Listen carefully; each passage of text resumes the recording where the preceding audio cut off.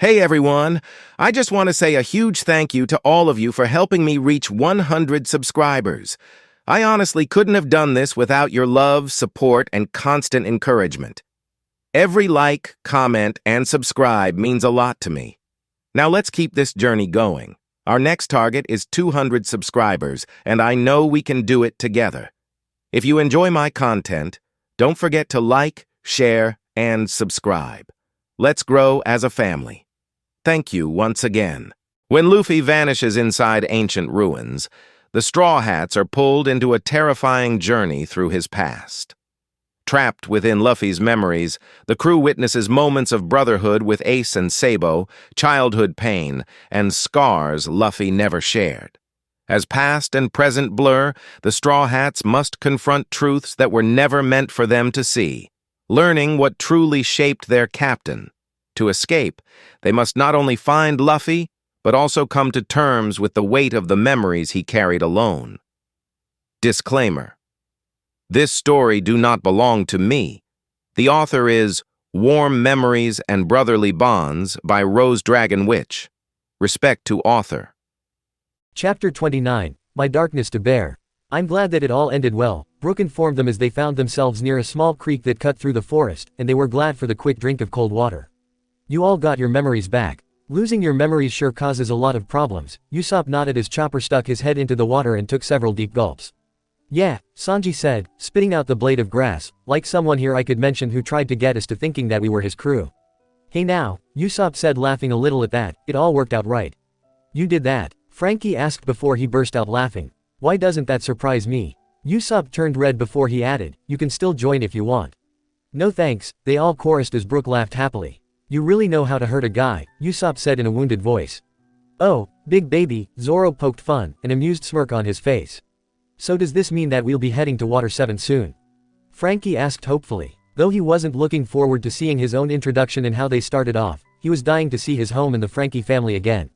He hoped that they were doing all right wherever they were right now and hadn't fallen apart without him there.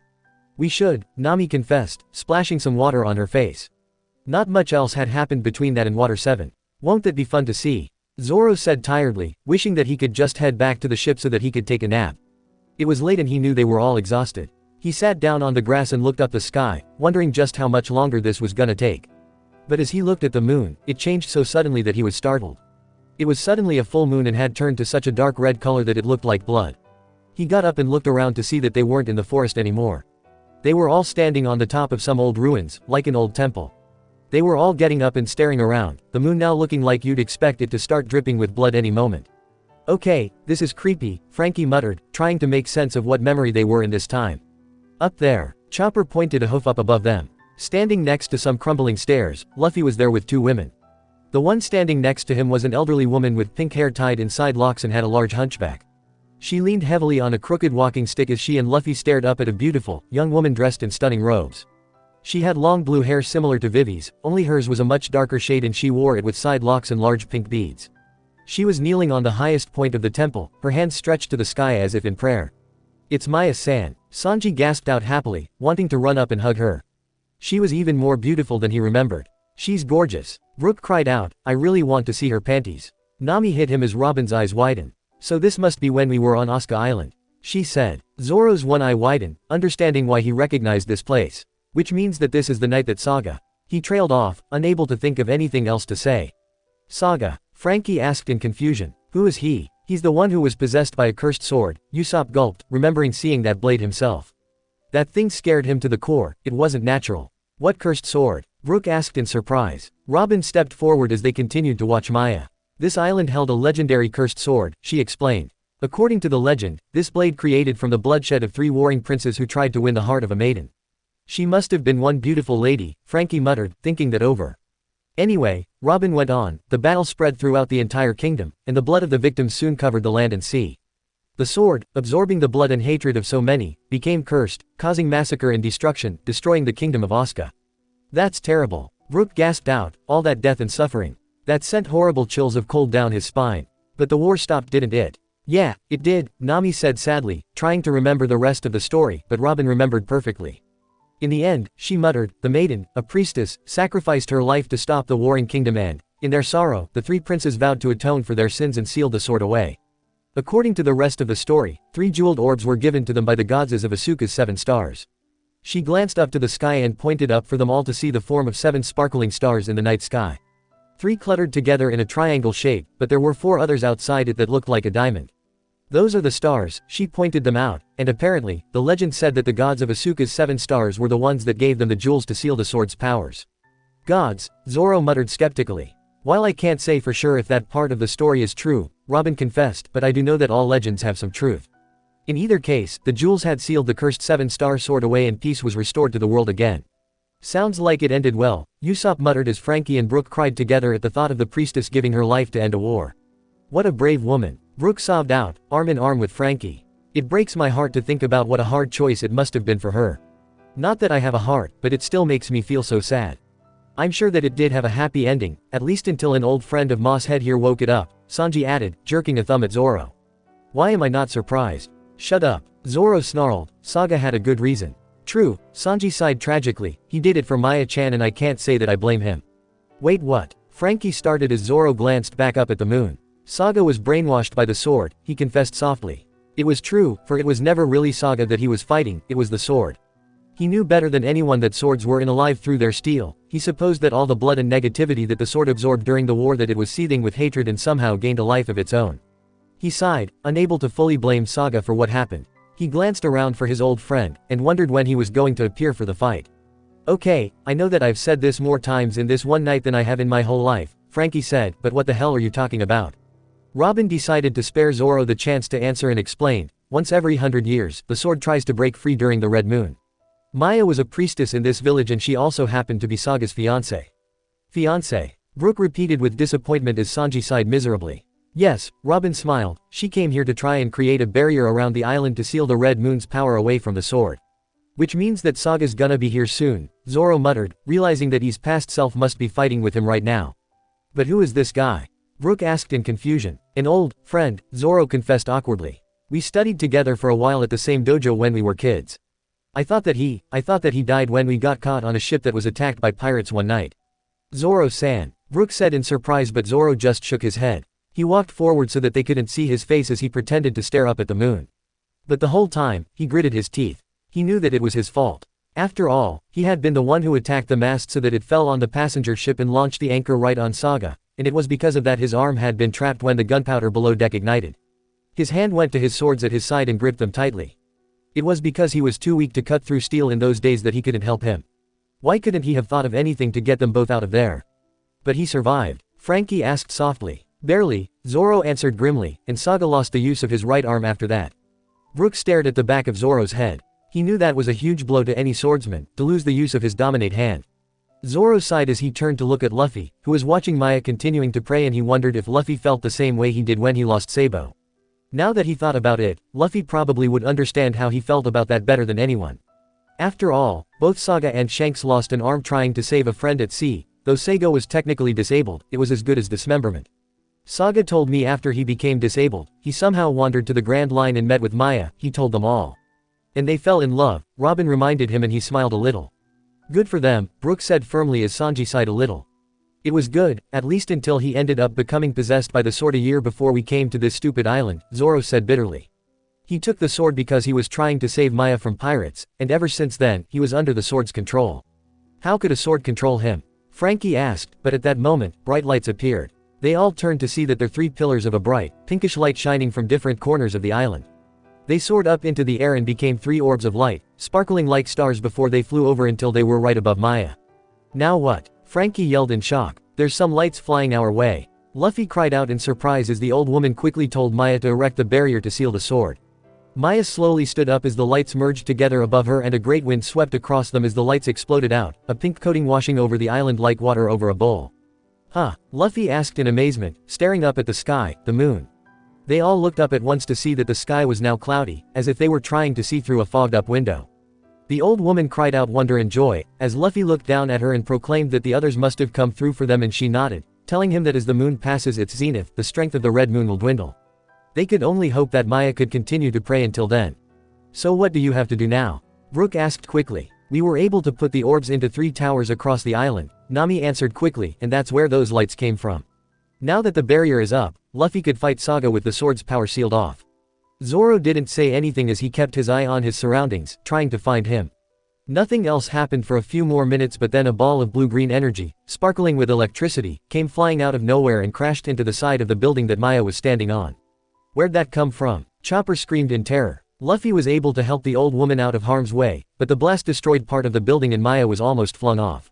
She cried out in shock, but continued to stand tall as she prayed. No, Sanji screamed in horror. Maya-chan, are you alright? Maya, Luffy called in worry. Concentrate. The old woman, who Nami reminded them was Maya's grandmother Izaya, encouraged. Don't let yourself become distracted. Kinda hard to do that, old lady, when you're being attacked, Usopp yelled, still staring around, wondering what caused such an attack like that. Following Luffy's cold gaze, he spotted him. At the foot of the stairs below them was a tall man with tanned skin, long white hair, and was dressed in a red robe. He seemed to be a normal man, but his eyes, they weren't right at all. They were void of all feeling, like looking at the button eyes of a child's doll. Zoro turned to stand in front of them all once again as he stared down at him. Saga, he whispered. That's your friend, Zoro? Frankie asked quietly. He looks terribly strong. Brook whispered with a gulp. But everyone's eyes was turned to the sword that was in Saga's hands. A long, double-edged sword with an 8-petal design guard and elaborate hilt with a red tassel at the end. The blade itself was emerald green, and had an intricate wavy design on it like curling vines. It emanated a green, unnatural light that seemed to be pulsing like a heartbeat. I'm guessing that's the cursed sword. Frankie asked quietly. That's it, Zoro said softly. The first time I've seen it, Robin said, looking at it with great fascination. I don't like it. Chopper swallowed the yell of fear that threatened to escape from him. It's scaring me. I'm with you there, Chopper, Nami shivered, hugging him like how a little would do to a teddy bear. That thing is wrong. Evil, more like it, Zoro answered as he rubbed his hand. He had held the blade for only a brief moment. It was pain unlike any he could remember feeling before. As soon as he touched it, he couldn't get rid of it soon enough.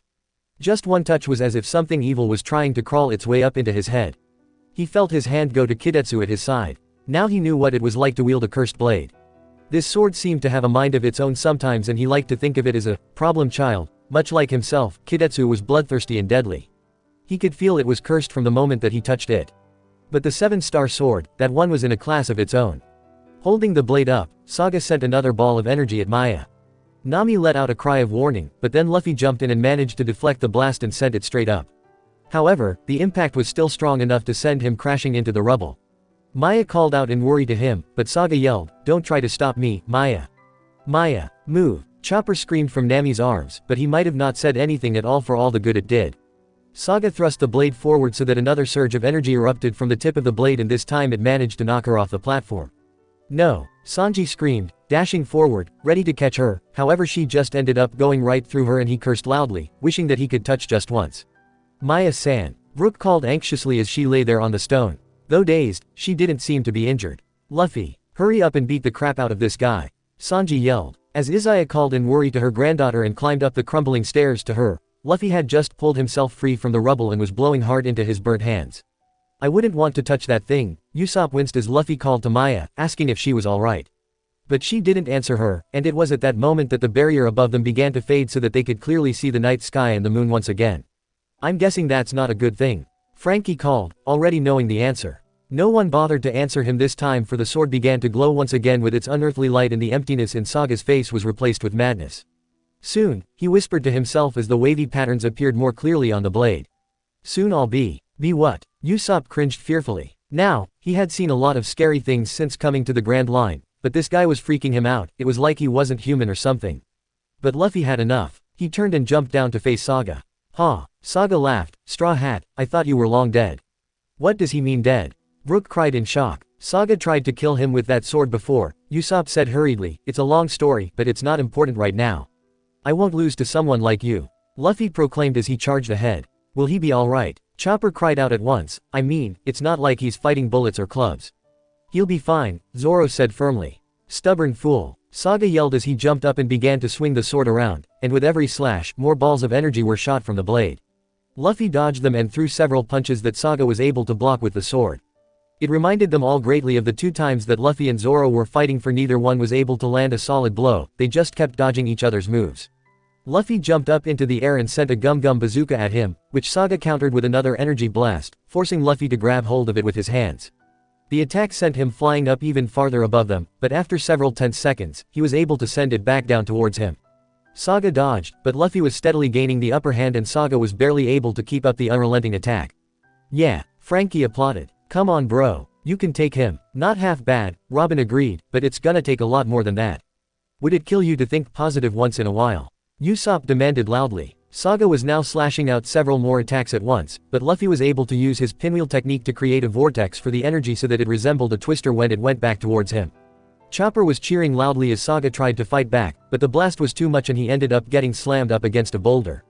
Now growing angry, Saga proclaimed, "You'll become a sacrifice for the 7-star sword." The whole time they were continuing to throw punches and slashes at the other. "After Zoro, you're next, Straw Hat." "You mean he was after you, Zoro?" Usopp asked quickly. "The sword needed a sacrifice to fully awaken," Zoro answered darkly. "He was trying to kill me before the barrier came up. I guess Luffy had just made things personal here." "A sacrifice," Luffy repeated as he was forced to duck and take several steps back from Saga's merciless attacks. "He won't die like that. Zoro is the man who will become the world's greatest swordsman." Zoro smirked. "Damn straight. I wouldn't have much of a future if I had died here now, would I?"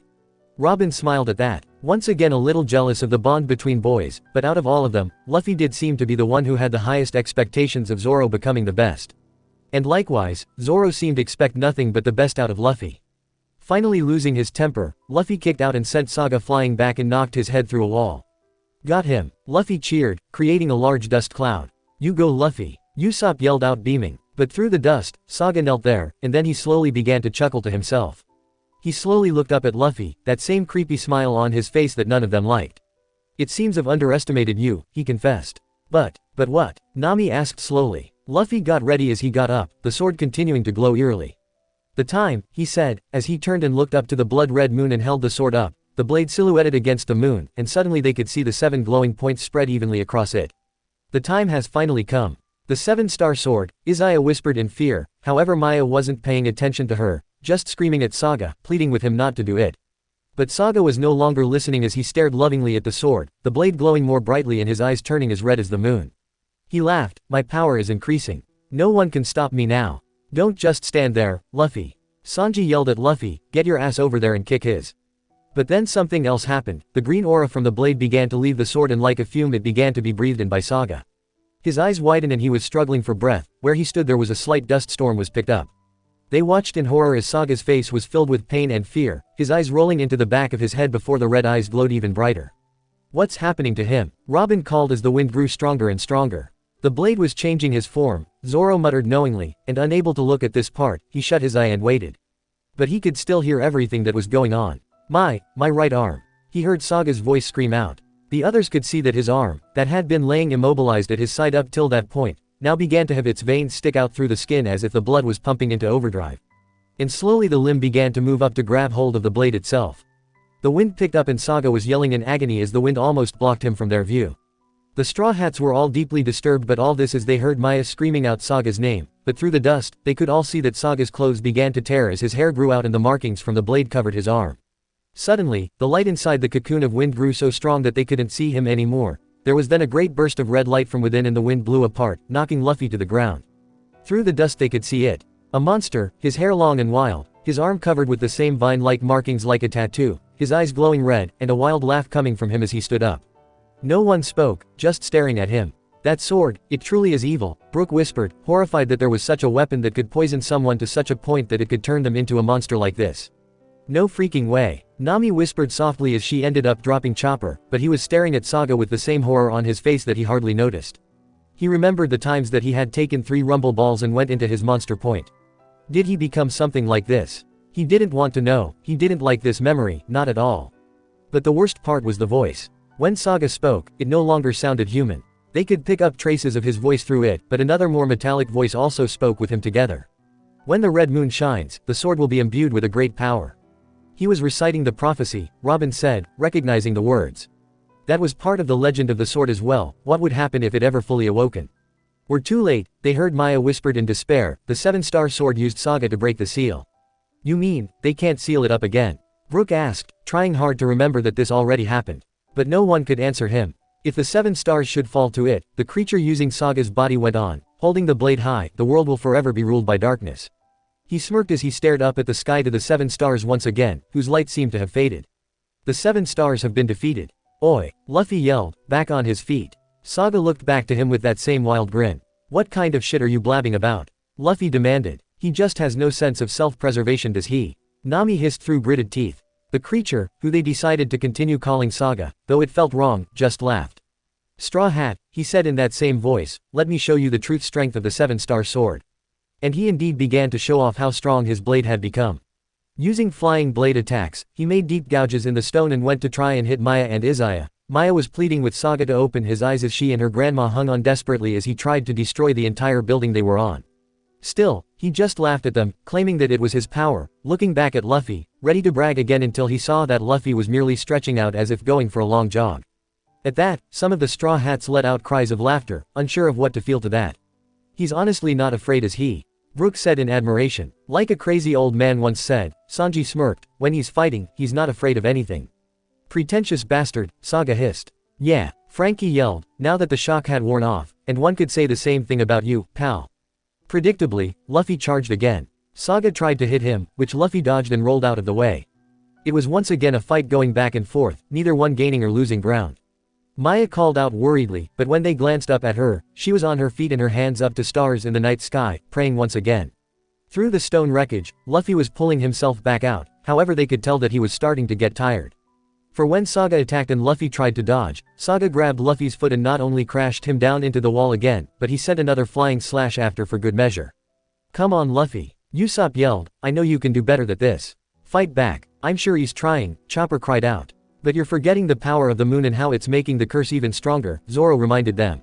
Now do you understand? Saga demanded, Luffy now laying buried under giant slabs of stone, even with the devil fruit, you can't even scratch me. Why do you guys keep coming across people who think they're invincible? Frankie demanded. Just our luck, Usopp offered. Though it's funny now that you mention it, how many power-hungry, egotistical, morons there are in the world, Nami nodded. Unfortunately, the problem is that most of them are able to back up their threats. Then, a large chunk of the rock started moving and even Saga looked taken aback as it rose up and they spotted Luffy struggling underneath it. I'm not trying to scratch you. He snarled, if I don't beat you, everything that Maya and the others are doing will be for nothing. Go for it Luffy. Usopp cheered as Chopper's eyes lit up.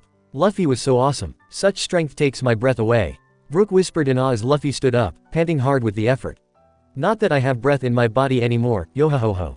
You intend to use that against the world's strongest sword? Saga asked him skeptically. But Luffy surprised them all by asking a different question. Are you really Zoro's friend? What's that got to do with anything? Nami asked hurriedly. Saga was looking taken aback by the question. When Luffy spotted the expression, he went on, if you are, then you should be strong without that weird katana. He really thinks highly of you, doesn't he, Zoro? Robin asked the swordsman quietly, who just smiled. Though he was truly touched by Luffy's confidence in him, it just gave him another reason not to ever lose again. His expectations of swordsmen are all messed up because of you, Moss Head, Sanji said and Zoro glared at him. One of these days, crap cook, he snarled, one of these days, I'm going to make you eat those words. The day you do that, is the day you'll actually be able to beat me, Sanji smirked and Zoro was fighting his self-control not to kill him. He wanted to watch the rest of this memory, he'd kill Sanji after it was over. Saga looked furious as Luffy declared, now struggling to hold up the weight, if that katana's the strongest, then I must be, the very, he threw the rock and though Saga was easily able to cut through it, Luffy used this to get right up close and personal with him, strongest of all. He finished as he kicked him, the king of the pirates. You tell him, Chopper screamed out joyfully. Come on Luffy. And that was when Luffy went to town on him. He used his Gatling gun to attack with rapid-fire punches, hitting his face each and every time. As he fought, the light above them returned. Maya had been able to create a barrier to block the power of the moon once more. Most of the Straw Hats were encouraging them on. It was just one attack after another until, finally, the marks on Saga's arm disappeared and the sword fell next to him, looking dead as it rusted, and shattering into dust. He did it. Nami and Chopper cheered. I knew he could. Usopp yelled. Sure ya did. Sanji smirked sarcastically. So much for the world's strongest sword. Frankie nodded, but then he noticed the tense expression on Zoro's face.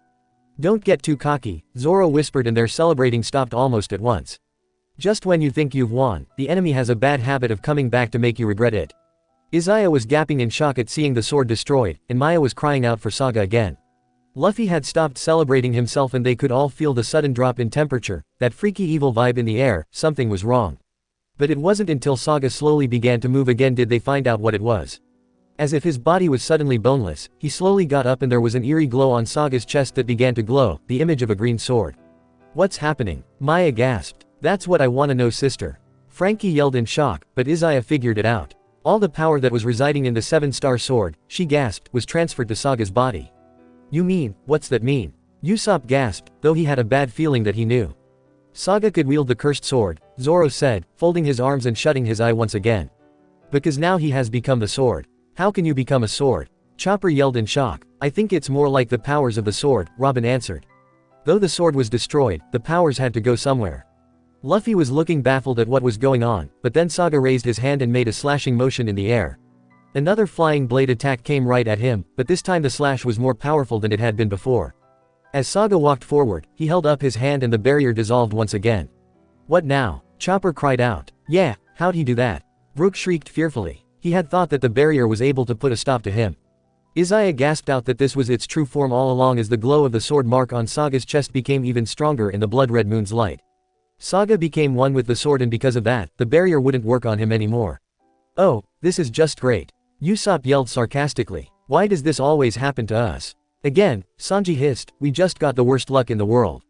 Despite her words, Maya ignored her grandmother as she jumped from the platform to get closer to Saga. Sanji was biting his lip anxiously, hoping that Maya stayed back. Even if Saga did love her, he wasn't the one in control at the moment. She could get hurt. The ground was starting to shake, and as if someone had switched off gravity, both earth and tree were being torn from the ground and rose up into the air, heading the moon.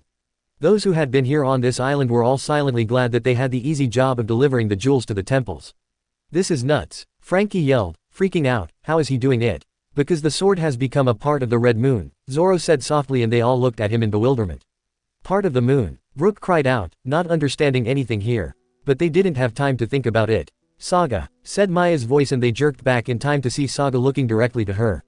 She stood on the upper step and was looking at him with a great sadness in her eyes. I will believe in you, she went on, no matter what happens, I will continue to pray, until you have returned to your old self. Sanji sighed enviously, wishing that he could have someone who loved him as much as Maya loved Saga. Damn, even though he was being controlled by a shitty sword, he was so damn lucky. Saga, on the other hand, didn't react at all as he held up his hand, and they all knew what was coming. But thankfully, Luffy jumped up and dove right in front of Maya, taking the hit and getting slammed once again. Maya cried out his name anxiously, but he was already on his feet again, ready to go for another round. Grinning from ear to ear he said, it's time for the real fight to start. Here I come. How can he be enjoying this? Chopper yelled at him angrily. Just the thrill of fighting I suppose, Brook said softly. Luffy looked ready to jump down and pick up the fight where it ended, but before he could, a familiar voice echoed, wait, Luffy. Is that you, Zoro? Chopper cried out in surprise, staring around. He wasn't the only one. Luffy looked up and spotted a figure limping his way towards him.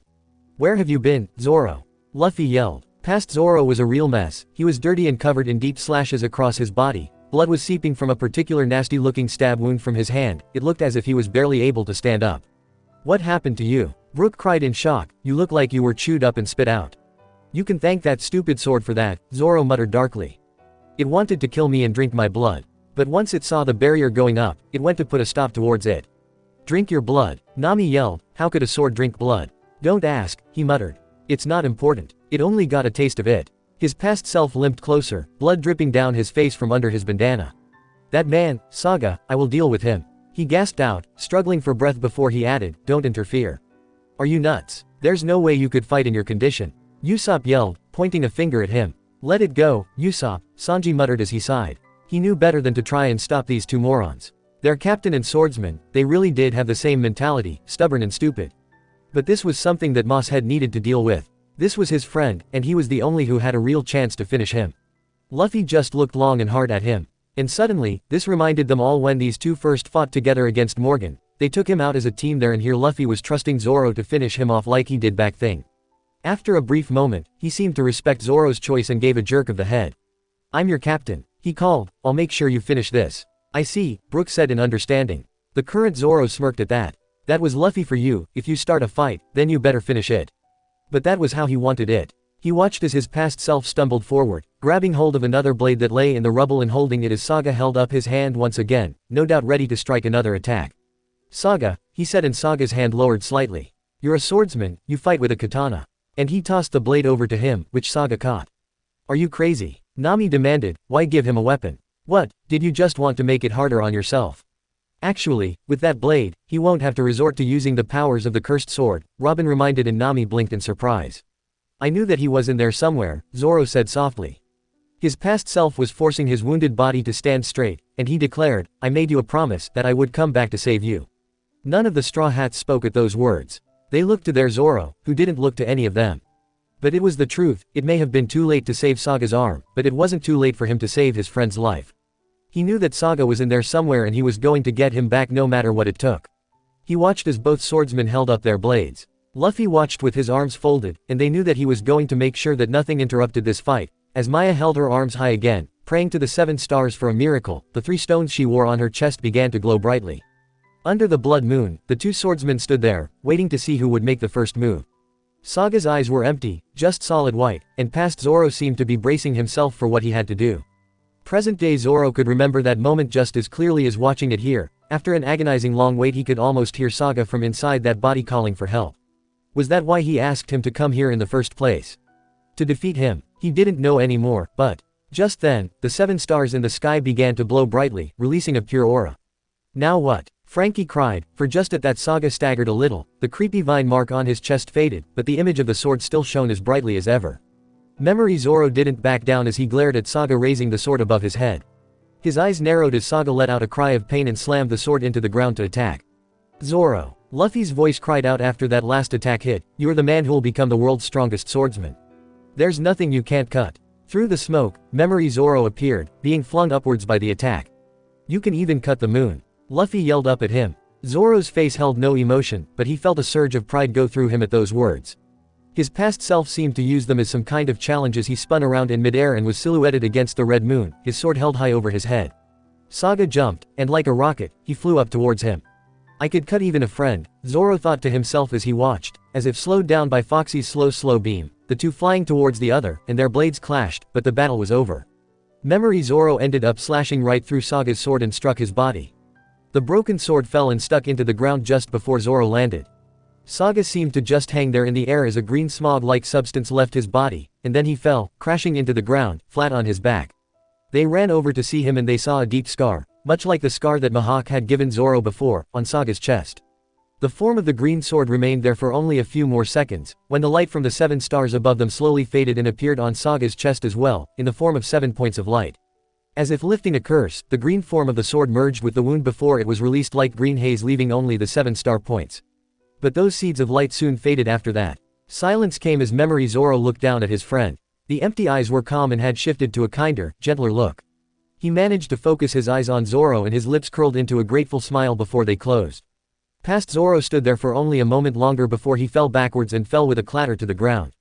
Zoro. Chopper cried anxiously, but he needn't worry. Luffy had also jumped down and ran over to him in concern before he noticed that he was just sleeping. That's it. You finished it just like that and you went to sleep. Usopp yelled at him. Zoro shrugged. I was tired, he confessed. Just then, Luffy's stomach let out a loud grumble of hunger and he fell to his knees, muttering about how hungry he was before he soon blacked out as well and the memory faded.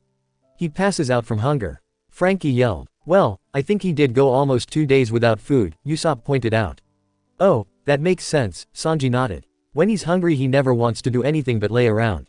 But what about your friend? Did you kill him, Zoro-san? Brook asked Zoro at once. Don't worry, Zoro said, a faint smile on his face, he survived. And he told me that as soon as he fully recovered he was going to marry Maya. Brook sighed in relief. That is good. While I can't say that I'm happy about how the fight ended, it was for the best, Zoro confessed. I hope that he's doing alright. With Maya-chan by his side. Why wouldn't he? Sanji sighed in longing. Still, Robin said softly, gazing up at the calm moon above them from the treetops. It was hard to believe that it had been humans who created such a thing. Shows you how strong hatred can be, Brook answered calmly. But, it was humans who had been able to destroy it after all. Zoro smiled in a satisfied way. Before they ended up leaving that island, Saga told him that he planned to one day master the real sword of justice, as atonement for what he had done. And when that time came, he wanted to fight him. That was a fight that he looked forward to. It must have been hard for you though, Zoro-san. Brook stated suddenly, to have to fight your friend in such a way. The smile faded a little. He didn't answer, but he did a lot of thinking about it. He'd be lying if he said that he was fine, but it was the only way to save Saga. If it had been him, he'd want Saga to finish him off instead of being controlled by some stupid sword. He wished that they didn't see this memory though. As far as he was concerned, this was his darkness to bear, and his alone. The next memory popped up and they were back on the Mary. At first glance, it seemed to be any normal day. The waves were calm and the sun was bright without a cloud in the sky. They could hear Sanji cooking inside the cabin, while the others were doing their usual tasks on deck and enjoying the day. Now what? Chopper asked interestedly. Memory Zoro was lifting weights as he watched Memory Robin looking at an old map set up on a crate with an eternal pose. She was holding up a message and was reading out, "Are you pirates of pirates of pirates of pirates? If so, bring your crewmates to this island. The name of this island is Omatsuri Island." Omatsuri. Usopp whispered, not sure he understood. "Oh, yeah, that place," Sanji muttered, frowning slightly. "I remember that, I think. It was here." Chopper yelled, his eyes bright. "That was it. That was where I met Daisy. The friend born being able to use haki you mentioned." Brook asked in surprise as Memory Usopp came over to Robin. "Omatsuri Island," he repeated, sounding like his current self did, as Robin picked up the eternal pose and looked at it in surprise. "Yes, Omatsuri Island," she answered with a small nod, but there was a puzzled frown on her face as she looked back down at the map in front of her. "I have never heard of this island before." "You've never heard of it?" Frankie asked in surprise. "And you usually have a heads up of an island before we get there." "No, I never heard of it," she answered, biting her lower lip as she struggled to remember this place. She could clearly remember deciding to go to the island and landing, but the further along she tried to remember, the hazier it seemed to become until it was blank. "It's a trap," Memory Usopp stated firmly. "You really think so, Usopp?" Chopper asked their Usopp. "Well," he said to himself, "something bad had to happen on that island, right? I mean, remember when we found Luffy? How could I forget that?" Chopper asked miserably. "Luffy used up practically his entire medical kit after that." "What are you talking about?" Frankie asked, but Memory Zoro had just asked, "Why do they call it Omatsuri Island? Did they hold festivals there or something?" Memory Robin just began to read the rest of the message. It turned out that it was an advertisement as Omatsuri Island as a resort, promising spas and salons, good food, and many beautiful women.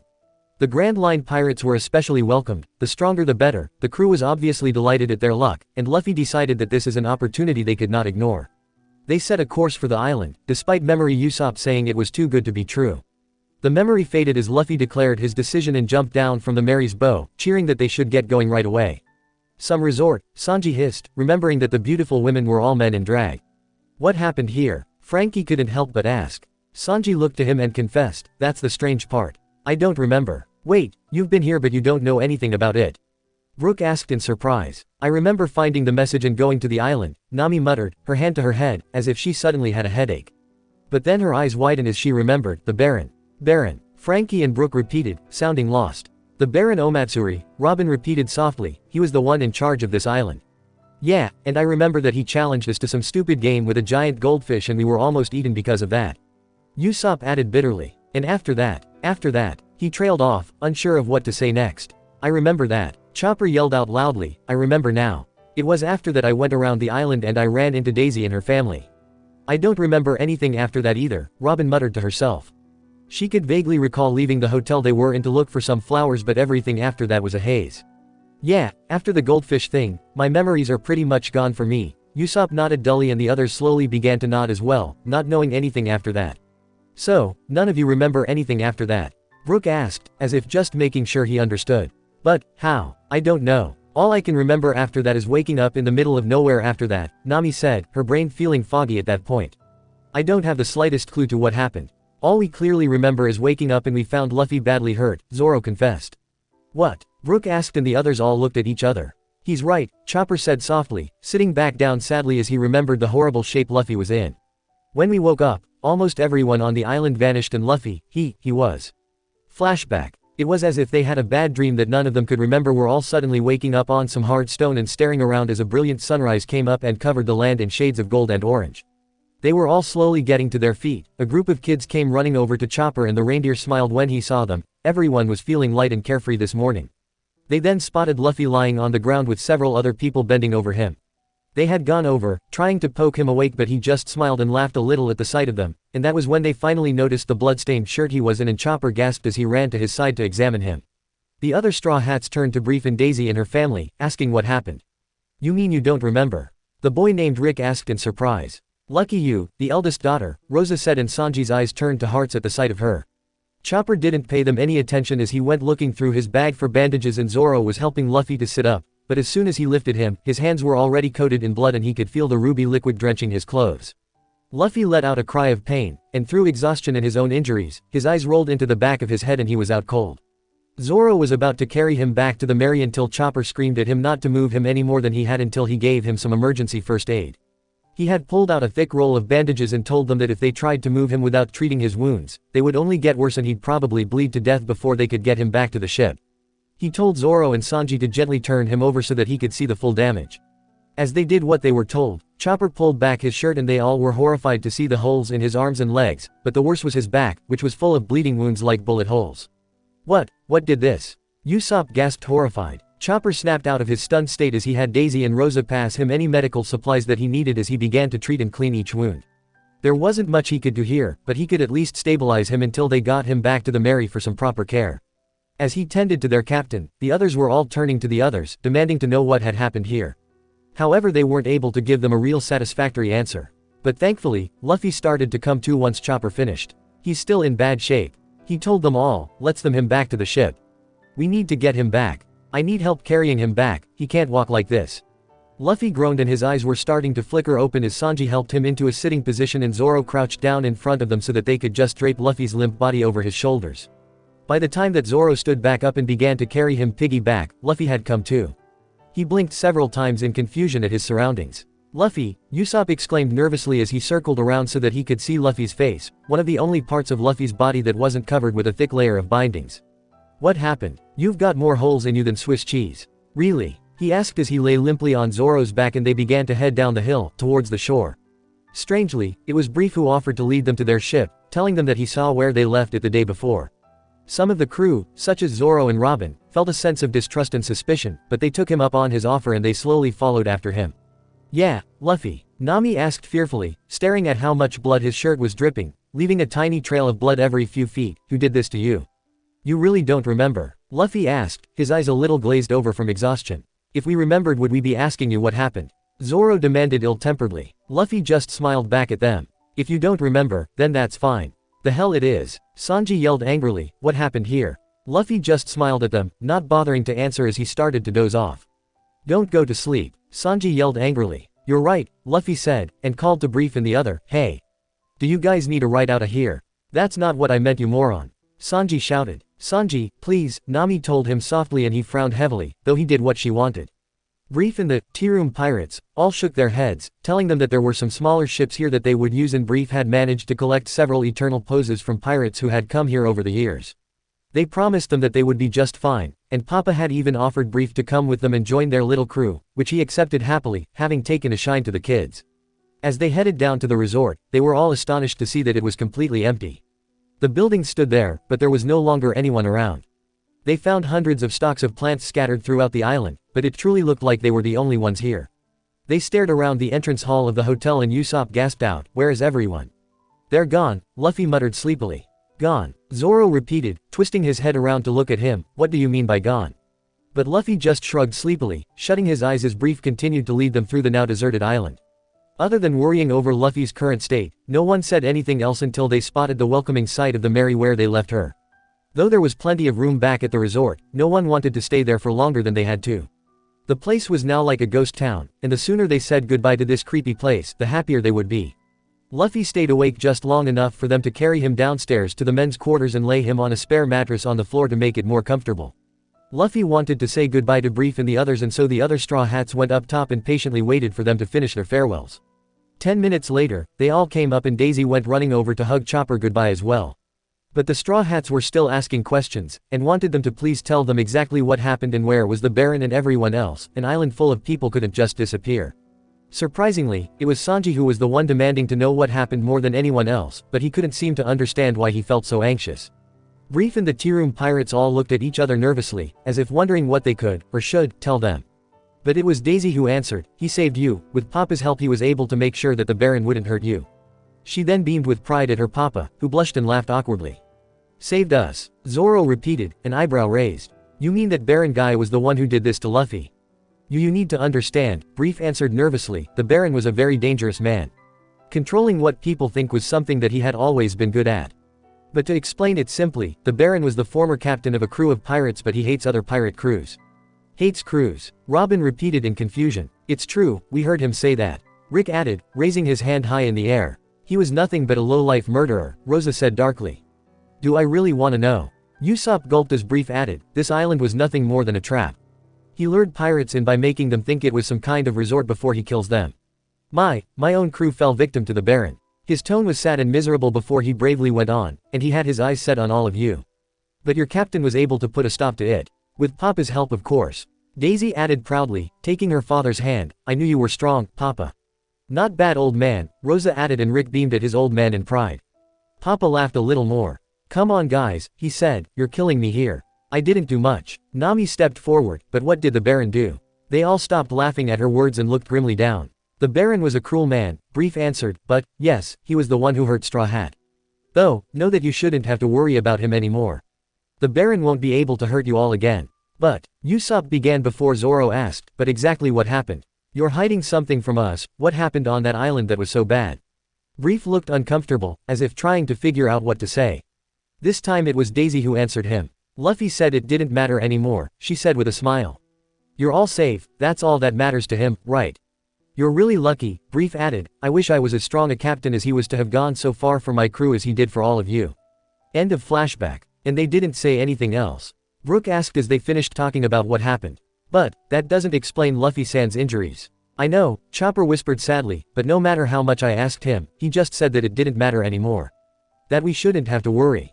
What I can't figure out though is how his body was filled with all those holes, I mean, they couldn't be bullets unless they were all really sharp. So this Baron guy tried to kill you and Luffy saved you, getting hurt in the process, and none of you remember anything about that. Frankie summed up, that's pretty messed up. You're telling me, Sanji agreed grimly, not liking this at all, and was even more frustrated with the fact that Luffy didn't want to tell them what happened. What was it that he didn't want them to know? It was bad, Nami nodded, but, Luffy healed from that in less than 3 or 4 days and he was back to his cheerful self in no time. But at the same time he never wanted to talk about what happened. If anyone else noticed how energetic Luffy had been during those days, they didn't mention it. Luffy's happy mood was as contagious as it had always been, but at the same time it was different. It was as if he fully started to appreciate every little thing they did. Not that he didn't before, and though he never said it out loud, but he always seemed to take a little extra time to think about things that they all did and he never held back in letting them know how much he loved having them all there. It was kinda annoying at first, but if it made him so happy, they couldn't think of any good reason to tell him to stop. I see, Brook whispered, so Luffy-san never wanted to tell you what happened. We asked a few times, but he just laughed, Usopp said softly, I've tried to remember everything, but it's mostly a black hole. The last thing I remember is Nami leading us through the jungle, saying that we were leaving the island before anything else happened. Same here, Sanji said, raising his hand up, I can remember everything before that clearly, and I remember everything happening after we woke up and found Luffy. But everything else between all that, it's just gone. Blank, Robin nodded, like empty pages. She looked up at the sky.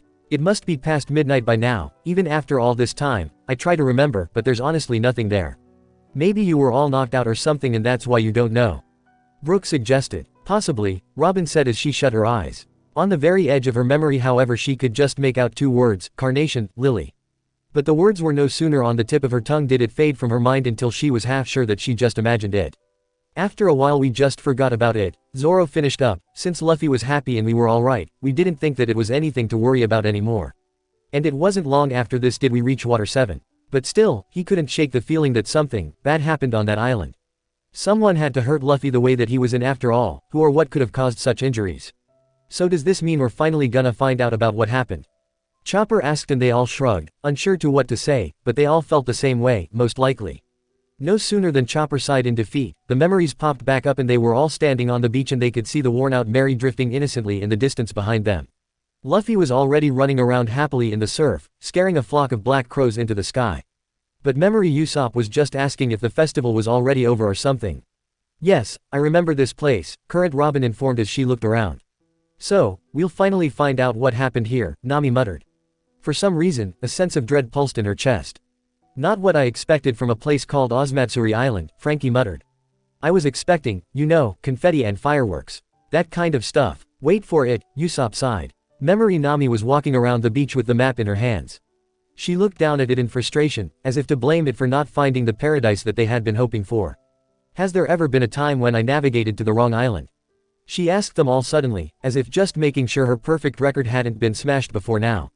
Not that I can remember, Chopper said. Yeah, we've got the best navigator in the world on our crew. I don't see how it was possible we thought we could have ended up at the wrong place.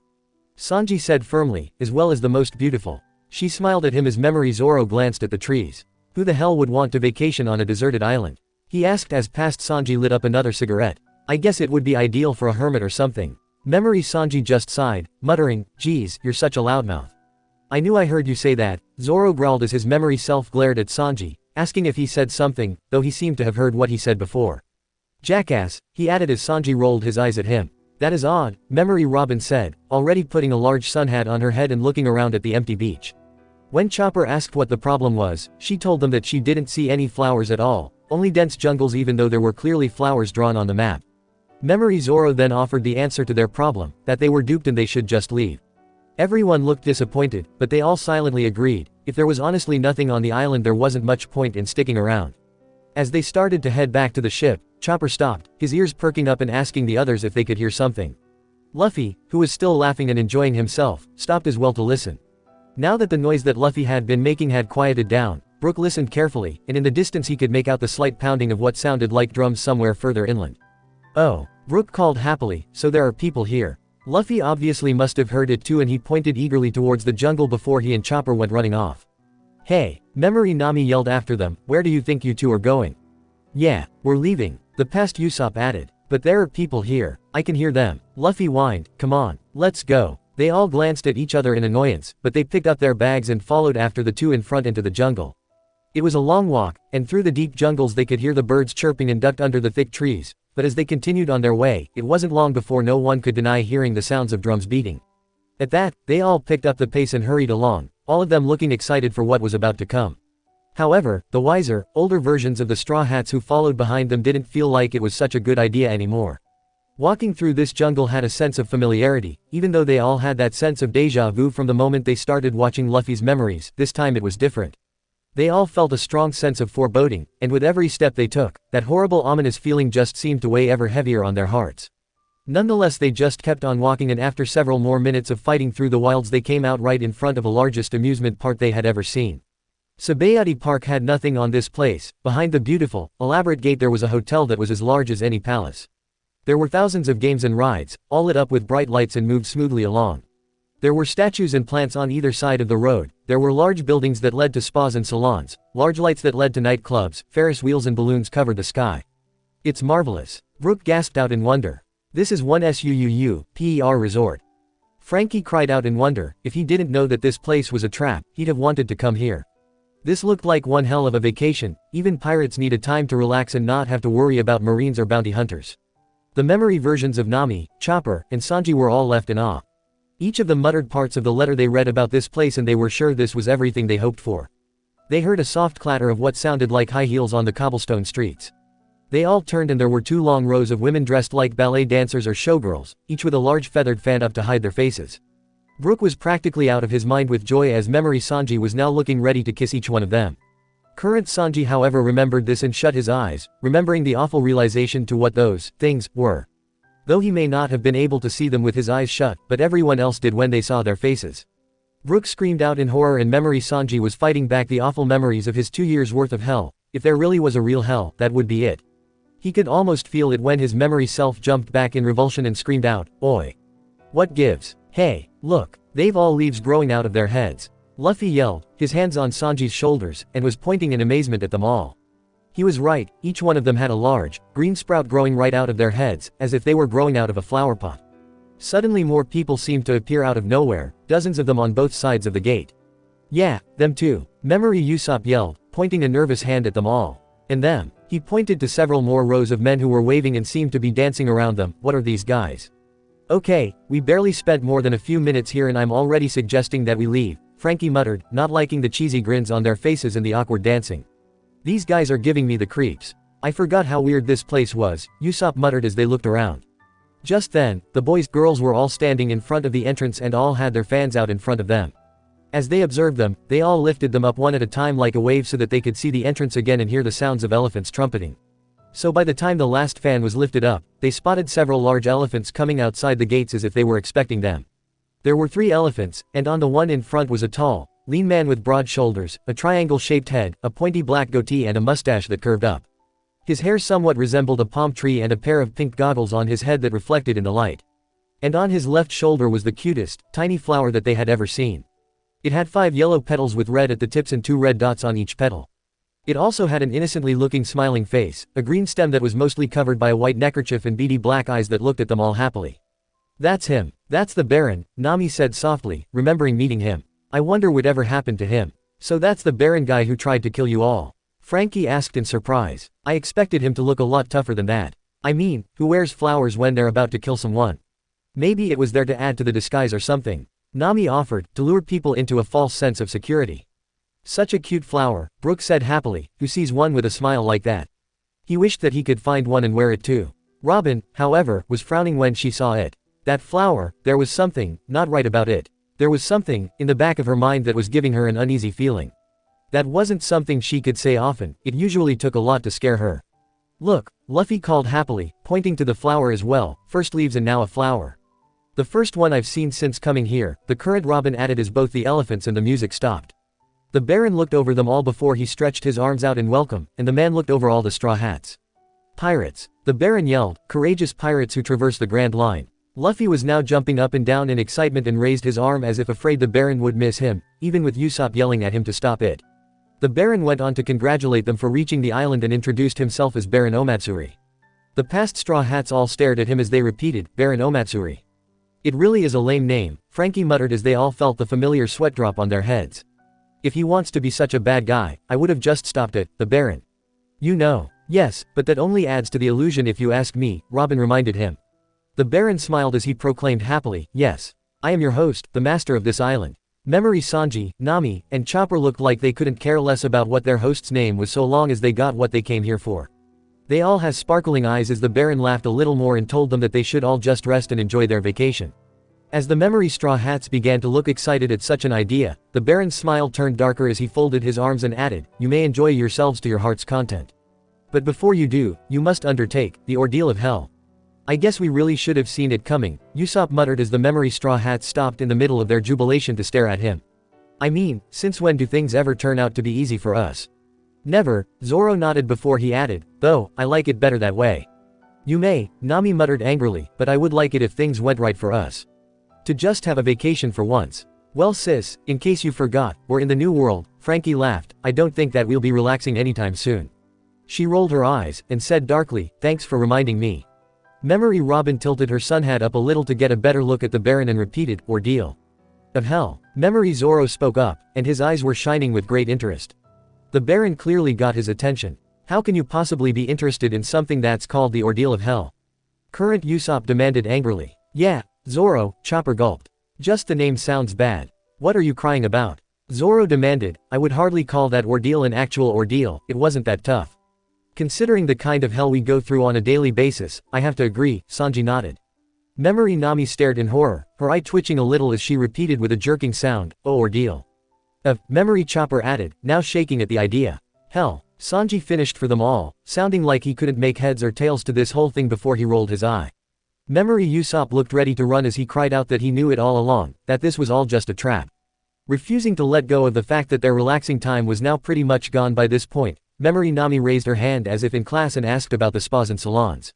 The Baron looked confused and only continued to do so when Chopper and Sanji both asked about the beauties from around the world and the beverages and exquisite cuisines.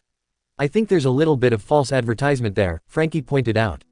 Maybe just a little, Robin offered in amusement as the three of them turned around and said that they were leaving.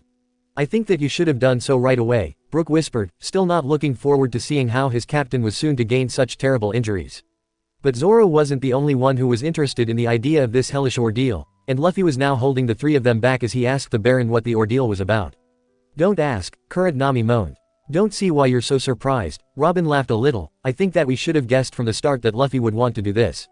I think that maybe we should have him start wearing earplugs or something when we meet strange characters like this, Usopp whispered softly, glaring up at the Baron, knowing that he wasn't going to like seeing anything that was about to happen. The ordeal of hell is a test of strength. The Baron explained, countless many have failed to endure the task and fled barefoot from the island. Do I want to know what he means by that? Frankie asked, raising his eyebrows. What are you complaining about? Sanji demanded, "You never wear shoes anyway." Luffy laughed. "That sounds great." He cried happily. "If you do not absolutely trust in your friends," the Baron added, a little smug look in his eyes, "you would be well advised to leave while you have the chance." "Oh no," most of them groaned out. "He just had to make it a challenge, didn't he?" Usopp groaned out as he fell to his knees. "And to insult his friends at the same time," Zoro added, "Luffy's not going to let this go." "Maybe I could get him to start doing chores around the Sunny," Nami whispered, "make it sound like a contest or a dare and see if that gets him to work any better." "Don't be stupid," Luffy yelled at once, "we'll accept your challenge." The reaction from most of the crew was predictable and expected. "Luffy, memory," Nami yelled out in dismay. She grabbed him by the face and pulled him to the ground as she began to demand to know what on earth he thought he could gain by accepting this stupid challenge.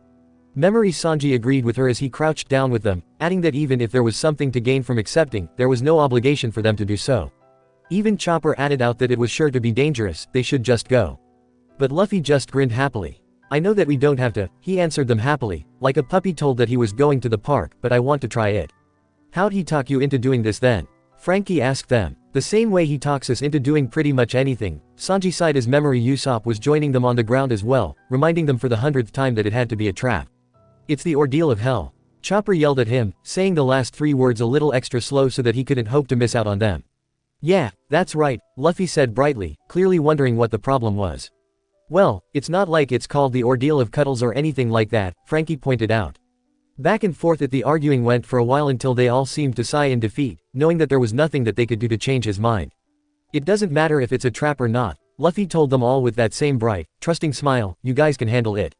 Every member of the crew, in and out of the memory, looked at him as he finished up by saying, "Besides, I trust you all." "I hate it when he does that," Usopp whispered through gritted teeth, "just a few words from him and I just want to do anything he says." "You think that we'd have caught on by now," Nami nodded grimly.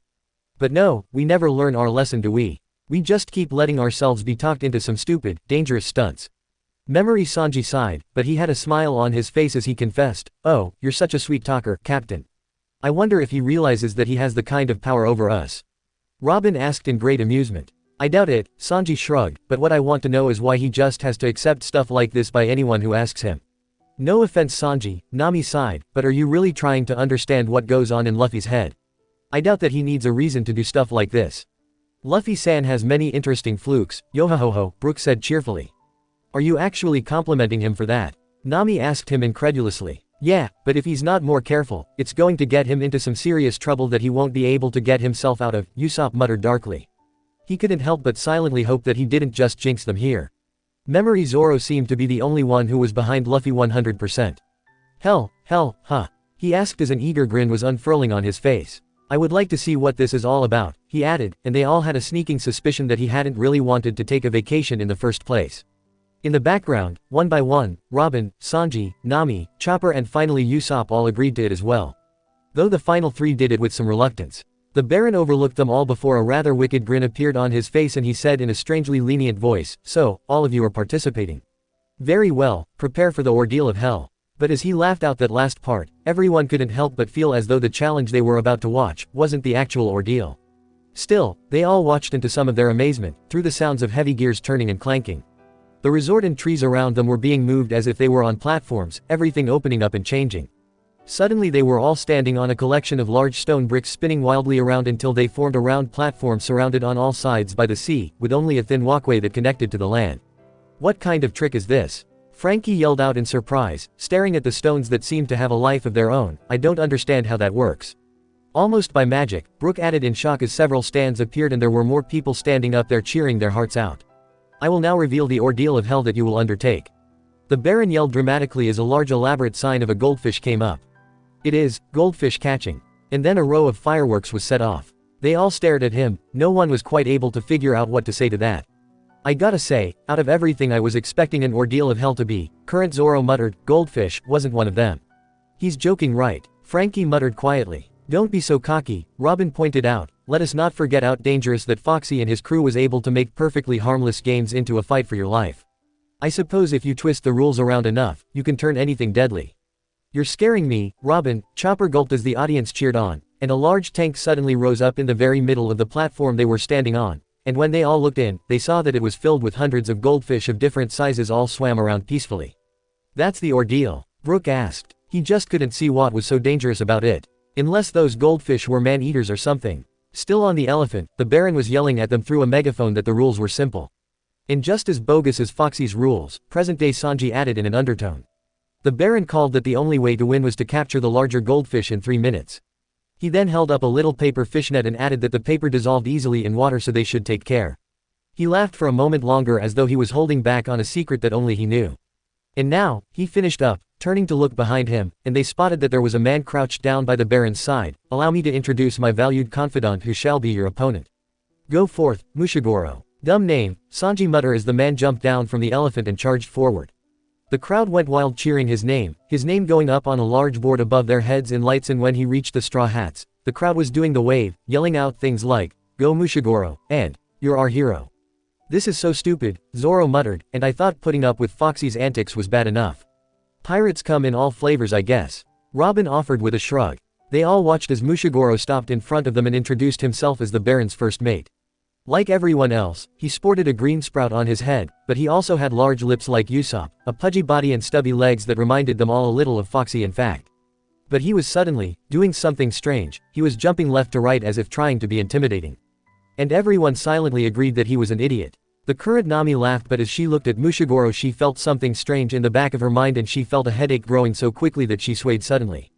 Robin noticed this and supported her shoulders as she asked, "Is there something wrong, Nami?" "No," she answered automatically, "I guess I just find Muchi stupid." "Muchi?" Usopp repeated in confusion. I don't know," Nami said softly to herself, her hand going to her forehead like she was checking for a fever. "Why did I call him that?" But all at once, a stabbing pain inside her head erupted and she gasped out in pain, gripping her head as she fell to her knees. It felt as if someone was banging on the inside of her skull with a hammer, but through the fog, she could see something there. She was sitting with Mushigoro at a small table and sharing drinks with him. She remembered trying to find out more about the Baron and was flirting with him, trying to get some information out of him with compliments and wine. Now holding onto her head in pain, she could vaguely hear her crew gathering around her in concern, calling her name and trying to figure out what was going on, but she ignored them as she tried to focus more on the memory that had suddenly come back to her. She remembered, Muchi was a nickname she had given him in an attempt to flirt around with him. But he suddenly turned to look at her with a questioning look on his face. "By the way," he asked her, "why are you drinking with me instead of with your crewmates?" Her past self looked surprised by the question. "Why?" she asked, and she frowned as if wondering the same thing. "I wonder, we've never fought like this before." What was she talking about? A fight. But just as soon as it had come, the memory had disappeared and the pain faded. Gasping for breath, her eyes snapped open and she could see the faces of her crew around her, staring at her with anxious eyes. Sanji especially looked like he was about to cry in fear. "Nami Swan?" he asked in concern. "Are you alright?" She blinked and looked around. She was on the ground, and leaning up against Robin, who seemed to have caught her when she fell. They were still in the memory, right at the goldfish tank and watching Mushigoro finishing up his dance. What happened?" she gasped, looking around in confusion as she sat up. "That's what we want to know, sis," Frankie said at once, having to tower over Usopp to get a better look at her. "You had us worried," Brooke said in concern as Chopper checked her pulse. "You just seemed to be in a lot of pain and fell over." I did," she said, shaking her head a little and pushed herself up. "No, don't," Chopper said, "I need to look over you." "No," she gasped, it's nothing." She found her footing and stood up. I guess I suddenly felt dizzy all of a sudden and collapsed. That's all." "But Nami," Sanji said anxiously, "you didn't just faint. You looked like you were hurting." "I think," she muttered softly, her forehead drenched in sweat, "I think, my memory was starting to come back." "Your memory?" Brooke repeated. "Hold on, do you mean that you remember everything?" She shook her head. "Only a tiny part," she confessed, I just." But the rest of her words were drowned out with the Baron now calling out over the megaphone, asking which of them would be brave enough to try their luck against his first mate. "Really, guys," Nami told them as they all glanced at her in worry once again. She smiled, though not feeling very happy at the moment. "Let's just finish watching the memories. If it makes you feel better, Chopper, I'll let you examine me once we're done here." Chopper frowned, and she sighed a little as she crouched back down and let him run a few quick tests to make him happy. With everyone feeling better that Chopper was looking after her, they turned back in time to see that Luffy had unsurprisingly raised his hand and volunteered to be the first one to try. However, it was Memory Usopp who was telling him to step aside and that he'd deal with it all. He then turned to Mushigoro and began to taunt him. "You?" Frankie asked, but as he looked to the little goldfish, he had a feeling that Usopp would be the best option. Luffy would have found some way to break something if they let him do it. Memory Nami was raising her eyebrows at him and asked, "Weren't you shaking in your boots about the ordeal of hell just a second ago?" The others were all steadily moving away from the tank, thinking that Usopp had this. Memory Sanji yawned and spoke up. He got a burst of confidence after hearing it was goldfish catching. Do you all have to make me sound so pathetic? The current Usopp asked them. Just stating it like it is, Sanji teased. Memory Usopp ignored them however as he turned back to his opponent and taunted, "Hey, Tameguro. It's Mushigoro." He yelled back angrily. Memory Usopp just laughed and declared loudly, "You'll regret facing me. You will be facing a man who is known as a master at goldfish catching." A master? Really? Current Zoro asked. That's not exactly something you would want to brag about. How hard is it to catch goldfish? Chopper asked curiously. I was just trying to intimidate him. Usopp retorted, pointing a finger at Mushigoro, and it worked, didn't it? He believed it. And he was right. Of course Memory Chopper believed every word that Usopp said here, but what really surprised them all was that Mushigoro also seemed to buy it as well. Back and forth it went, until Usopp confessed that he was lying and the two yelled at him in anger. I can't believe that they bought that, Sanji whispered. I mean, not even Luffy believed that. I'm sure that he might be tougher than he first looks, Brook pointed out. After all, if the Baron truly was as dangerous as we think he is, he wouldn't have made just anyone his first mate. True, Robin nodded as the Baron started to yell at Mushigoro to snap to attention, and once he remembered the matter at hand, he turned to his captain and apologized quickly before he turned to face the memory version of Usopp.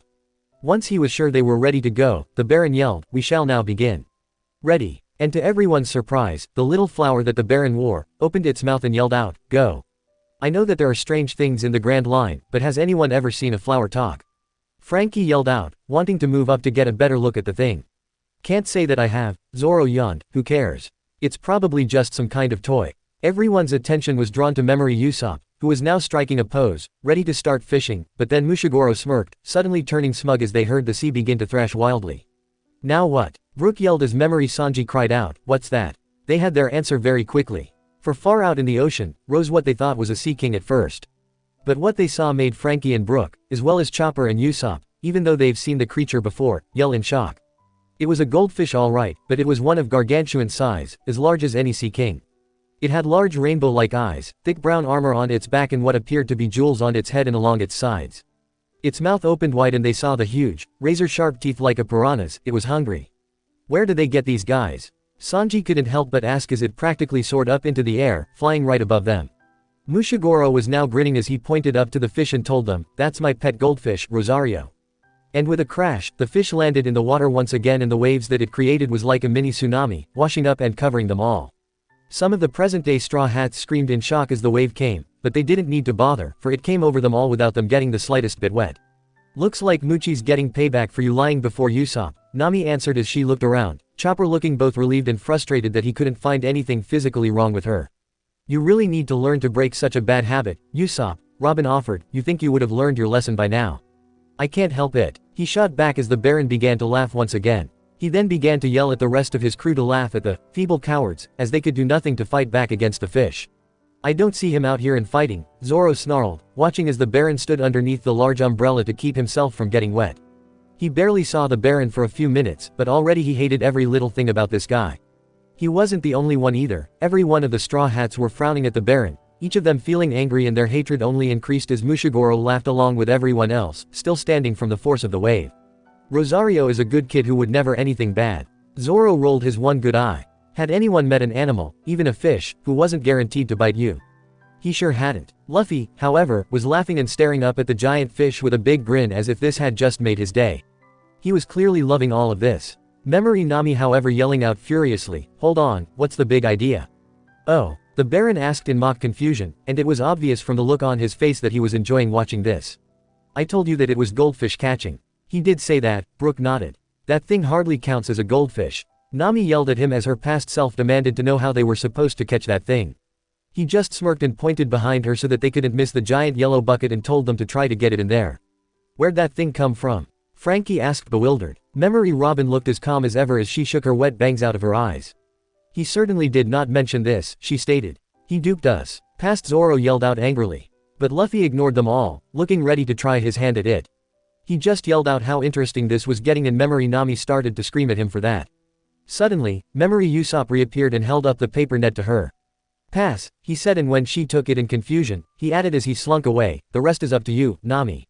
"Why the hell did you think that I could do it?" The current Nami shouted out and hit him over the head. "You looked ready to take on the world there," he retorted. And at first it looked as though he was right. She glared at the net before she called, glaring up at the fish as it had jumped out of the sea and was falling quickly towards here. "Oh, fine," she yelled, looking ready to deal with it on her own. "I'll do it if I have to." "Did you really think?" Frankie asked slowly, trying hard to point out that she didn't usually do something like this. "Don't worry," she whispered back. "I woke up quickly." And it was true. She just pointed as her past self continued to glare up at the fish that was steadily falling towards her. But as it got closer, she seemed to remember where she was and what was going on before she looked back to them all and said, "Forget it. What was I thinking?" The present-day Nami sighed as they all smirked at her. "I guess I was just so frustrated that I wasn't thinking. I mean, I had enough of this ridiculous cheating with those Davy back fights. And this, it couldn't have been more than a couple weeks since then, right? But I thought that you were still so brave, Nami my dear." Sanji sighed happily as his past self came to the rescue. With a single kick, he knocked the fish away, causing everyone outside the crew to gasp in amazement, their eyes practically bulging out of their heads. With a graceful fall, he landed on the platform before he jumped right back up and this time kicked the fish so hard in the stomach that it was sent flying even higher above them and glittering scales fell from the creature's body like confetti. "Yeah," Chopper shrieked in amazement. "You go, Sanji." PFF'd, he didn't even finish the job, Zoro reminded them and Sanji glared fiercely at him. But at that moment, his past self was staring down dismayed at Nami, who was holding the paper net to Zoro. "Zoro, pass," she said, handing him the net as if sending him to the grocery store to pick up milk. And apparently, heartbroken that she wasn't even bothering to watch him, Sanji just seemed to lose his fighting spirit and fell with a splash in the water. "I don't get it. What happened?" Frankie yelled, staring at the spot where they could see the ripples from where Sanji had landed and the fish was falling back towards them. "Me." Memory Zoro yelled in annoyance at her, but looking like he was ready for a fight, he put the handle of the fishnet in his mouth, he jumped up and decided to deal with the fish in his own way. In other words, turn it into sushi. However, as he drew his sword and they could see the blade flashing in the bright light, hear the sound of the sword against its sheath as it was being drawn, the Baron ruined the moment by declaring loudly that swords were against the rules. "What rules? All that you said was to put the stinkin' fish in the bucket." Current Zoro said in annoyance, "You never said it had to be alive. Do you have to be so cold?" Chopper gulped out fearfully. Memory Zoro, startled, had to resheath his sword and then he used it like how one would use a baseball bat to hit the thing and sent it spinning several times in the air, once again freaking the crowd out. Once Zoro landed, Mushigoro was shouting in anger, "Hey, you tried to cut my Rosario into pieces." "Well, no duh," Zoro muttered. "What did you expect me to do?" Memory Zoro screamed irritated at him. But Luffy finally had enough of waiting and grabbed the net from him. "I don't see how he thinks that he can do anything with that thing," Frankie muttered as Luffy stretched out his arm and hit the fish, though he knocked it back once again, he ended up tearing the paper to shreds. As the ones in the stands screamed in horror at the sight of Luffy's powers, Luffy screamed at the destroyed net. "Oh, you think it tore?" Current Nami asked in annoyance as Chopper finally sat back, finally satisfied that she was in good health. "What did you expect to happen?" "Something tells me that you weren't supposed to use that net," Brook pointed out. Memory Nami was shouting out, "There's no way you could catch that huge goldfish with that tiny net." The Baron then burst out laughing, before telling Mushigoro to show them how to really catch it, and Mushigoro did by going and pulling out another paper fishnet, only it was so large that it would have easily been enough to catch and hold such a large creature. "How'd he pull something that big out?" Robin asked interestedly as Memory Nami, Zoro, and Usopp all began to scream at the Baron that wasn't fair. However, the Baron smiled devilishly and twirled another net between his fingers as he informed them, that he never said that they had to use the net, only that the paper dissolves easily in water. "That is true," Robin nodded as the three all looked dumbstruck by his words. "He's a master of loopholes. This is frustrating," Sanji sighed, hating all these stupid games. "Thankfully, we're pirates too, so that means that we don't have to play fair either," Usopp pointed out with a smug look. "True," Zoro nodded as the flower the Baron wore declared that there was only 1 minute left for someone to score. Mushigoro called for his pet to come in. Though an idiot, he appeared to have been much stronger than they had first thought he was for as the fish came as called and landed directly into the net. With a great heave, he was able to lift the handle up and throw the fish right up into the air and tossed it towards a bucket identical to the Straw Hat's yellow one, only pink. The audience was screaming in joy as they watched the fish head towards the bucket, everyone now sure that this would be the win. That smug, know-it-all look on the Baron's face pissed them all off, and only more so when he praised, "Well done, Mushigoro." Mushigoro was beaming with pride, thanking him before Memory Robin snatched victory from his grasp. She held up her arms and said, "Oh, so there was never any rules to begin with." Before anyone could ask what she had planned, she had already done it. She created a net of arms over the very top of the bucket, and like a trampoline, the goldfish was set out and flying back in the air. "Their faces are gonna freeze like that if they keep this up," Sanji muttered with a satisfied smirk at the freaked-out expressions on everyone's faces when Robin showed them what she could do. Serves them right, Zoro muttered firmly. Nice one, Robin. We always know that we can count on you. Nami added happily, standing back up, and Robin laughed good-naturedly. However, the fish was off course, going to miss the bucket, and it was right above them. Your aim however needs work, Brook said before he yelled, you're gonna get squashed. Don't worry, Zoro added with a smile and jerking his thumb at Chopper, who beamed in pride. The memory straw hats all began to run, with Zoro yelling that they were gonna get crushed, but Memory Chopper didn't move as he stared determinedly up at it. Why aren't you moving? Frankie yelled in terror, but they all smiled calmly, knowing that Chopper had this covered. I can handle this, he cried out as he threw a rumble ball into his mouth and went into his guard point. However, he was much larger than he had been before, a giant furball. And when the goldfish landed on top of him, he was flattened like a pancake. Did that hurt? Robin called over the stunned shouts of shock over the crowd. A little, Chopper confessed, but it wasn't bad. They could hear the flower counting down the last 10 seconds, and Chopper was able to almost inflate himself and bounce the fish off him and towards the bucket. It was inside just as the flower finished counting down and a loud buzzer went off. Way to go, Chopper. Usopp cheered. You won that thing for us. I'm just glad it was over, Nami said as Chopper turned red and was twirling around happily, while at the same time, proclaiming that he wasn't happy. The looks on the Barons and everyone else's faces was just great, and they couldn't deny that they wanted to rub it in their faces for that. The crowd was silent, just staring at the Straw Hats in stunned disbelief even as the flower was calling out the game was over and the Straw Hats won. Memory Chopper had returned to his normal size and was stumbling around with dizzy eyes, clearly dazed from the impact. The Memory Straw Hats cheered for him and jumped for joy, at least until they noticed that he was too close to the edge. Chopper, I think you're gonna. Frankie began, but his voice died in his throat when Chopper went too far back and ended up slipping right off the platform, and they all screeched in terror as he went over and hit the water below them. I remember that, current Chopper said, embarrassed. I hate not being able to swim. Don't worry, Nami smiled, we wouldn't let you drown if we can help it. He gave her a grateful look as the Memory Straw Hats were all still frozen.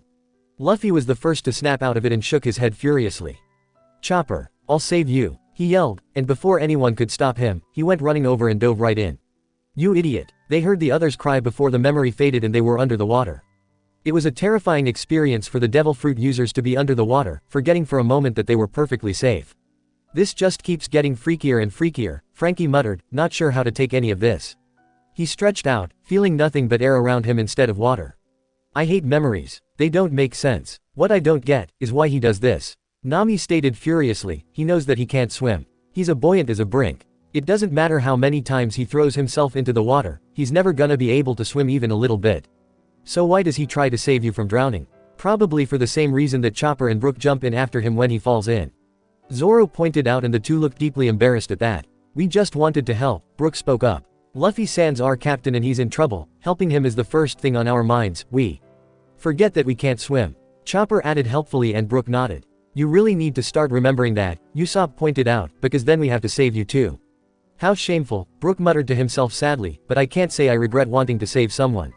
No one's saying otherwise, Sanji said, his fingers itching to go for another cigarette, but just try to remember to leave saving Devil Fruit users to those of us who can swim. He shut his eyes and thought dreamily of diving in and pulling Robin out of the sea, holding onto her body as he pulled her back onto the ship, opening her eyes and smiling at him. He fought hard to keep the nosebleed from starting up as they spotted Chopper falling. He was sinking like a stone, and suddenly they spotted Luffy there and they were surprised to see that he was still able to move, but his movements were slow and weak.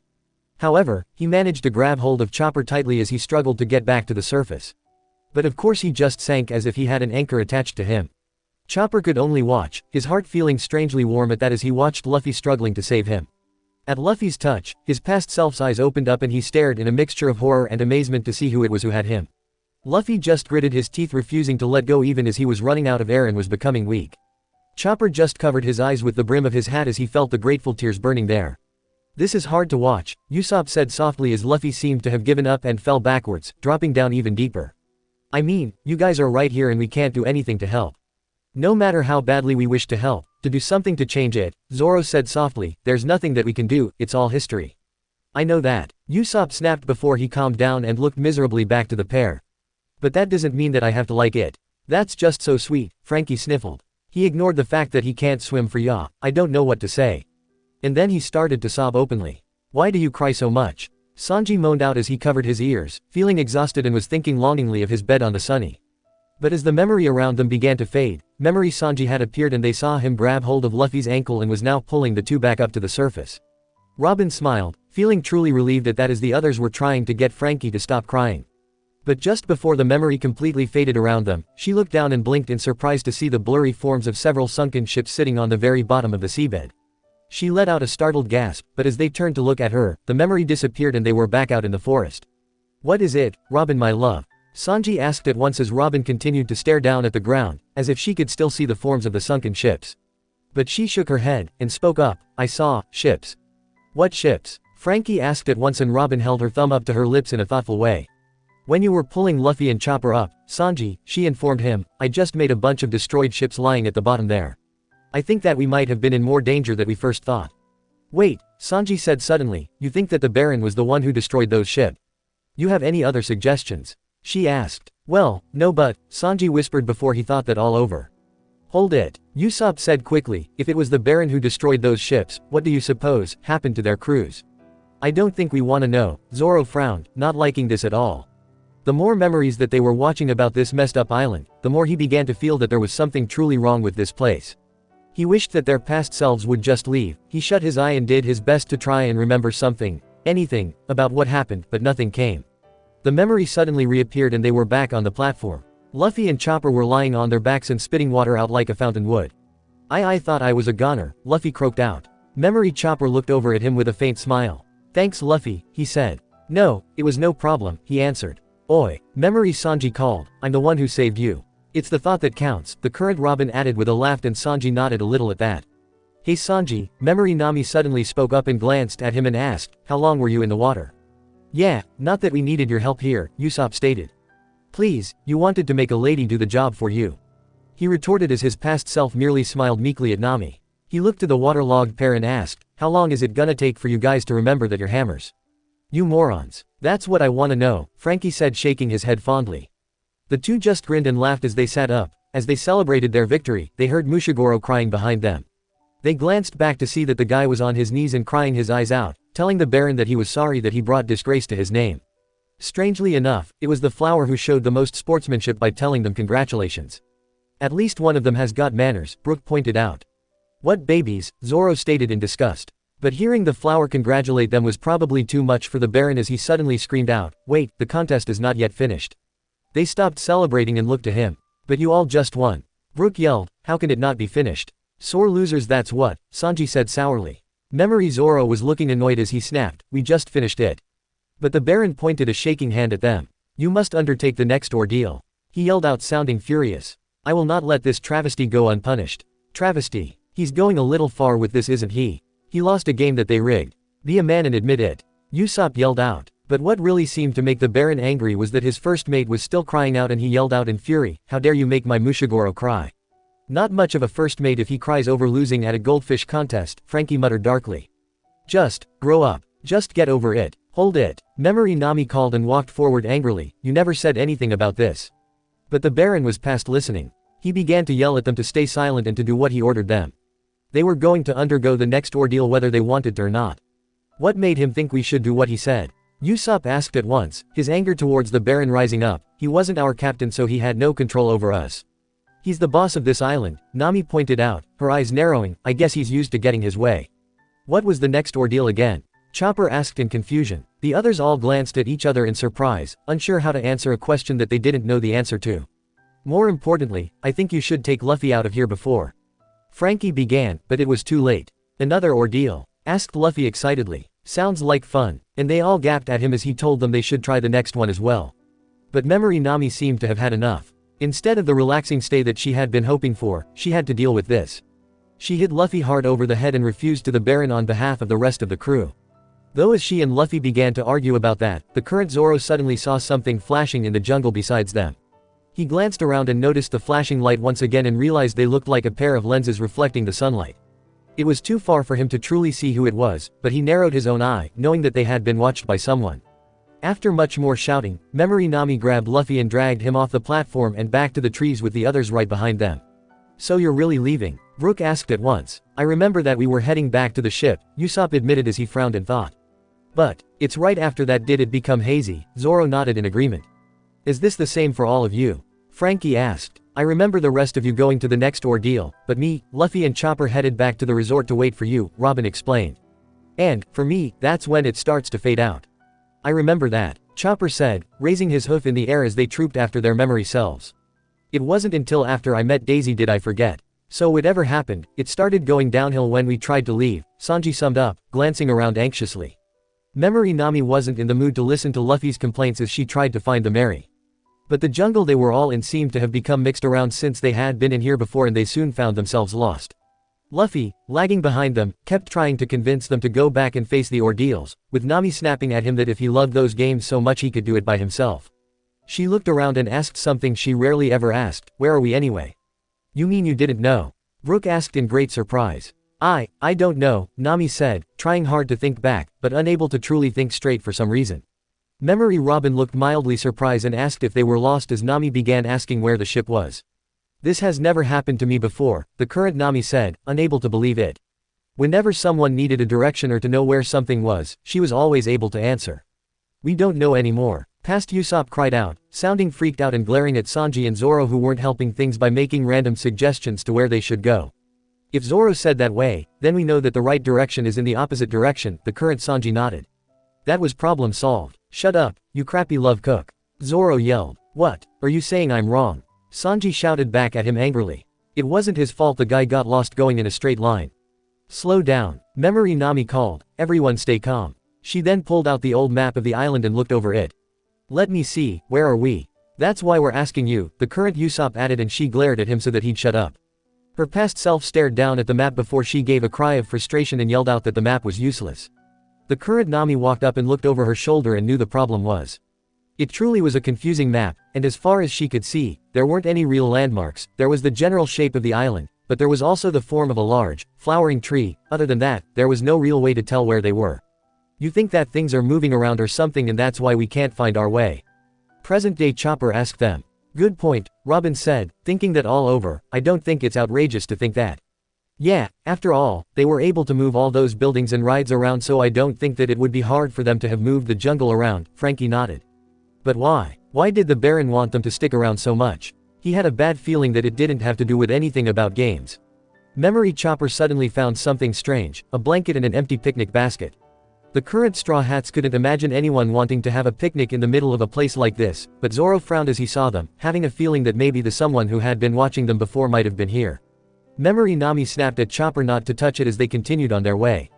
They decided to try and find the shore first of all, and that they were sure to find it eventually if they kept walking long enough. It was a pretty uneventful walk aside from the usual arguments from each other, but after walking for a few more minutes they spotted a large curtained stage right in the middle of the trees. Where'd that thing come from? Usopp yelled in shock. That's not what we should be asking, Sanji glowered, what's he doing here is more like it. And standing in the center of the stage was none other than the Baron, and he didn't look the least bit surprised to see them again. The Baron laughed once again, and called in that loud voice of his, I've been expecting you, courageous pirates. I'm sure he was, Sanji hissed, now growing seriously pissed off. Memory Nami was looking around in bafflement, obviously wondering if they somehow got turned around and ended up back at the resort. The Sanji from the past sighed in defeat as he said, since we can't enjoy our vacation. And we can't get off this island, Memory Zoro added, now looking grumpier than usual. Past Robin looked resigned as she spoke up, so the only thing we can do is. And it was Luffy who finished it up for them all, the ordeal of hell. Part 2. The Baron added and the lights shone on the stage. Of course he would be happy, current Usopp sighed wearily and sat back down on his butt and rested his chin in his hand. Why must he always be so carefree? It's in his nature, Nami offered. Ladies and gentlemen, the Baron called out loudly, though there really wasn't much point in broadcasting his words, the next ordeal will be the ring toss. More games. Frankie groaned out, oh, great, I can't wait to see how they cheat here. Ring, toss, Usopp whispered to himself, shaking his head and trying to clear the fog from his mind. Okay, I've had enough of this place, Zoro said. But the Memory Straw Hats were all lost at the game as well. However, the Baron explained that the game worked with taking between 2 teams of 4 people, each in 2 gondola-like waiver boats. To win, a team must throw rings over every member of the other team. So, Brooks said carefully, instead of a pole or something to throw the rings over, you had to ring each other. I guess, Sanji said, knowing that he was asking the wrong person.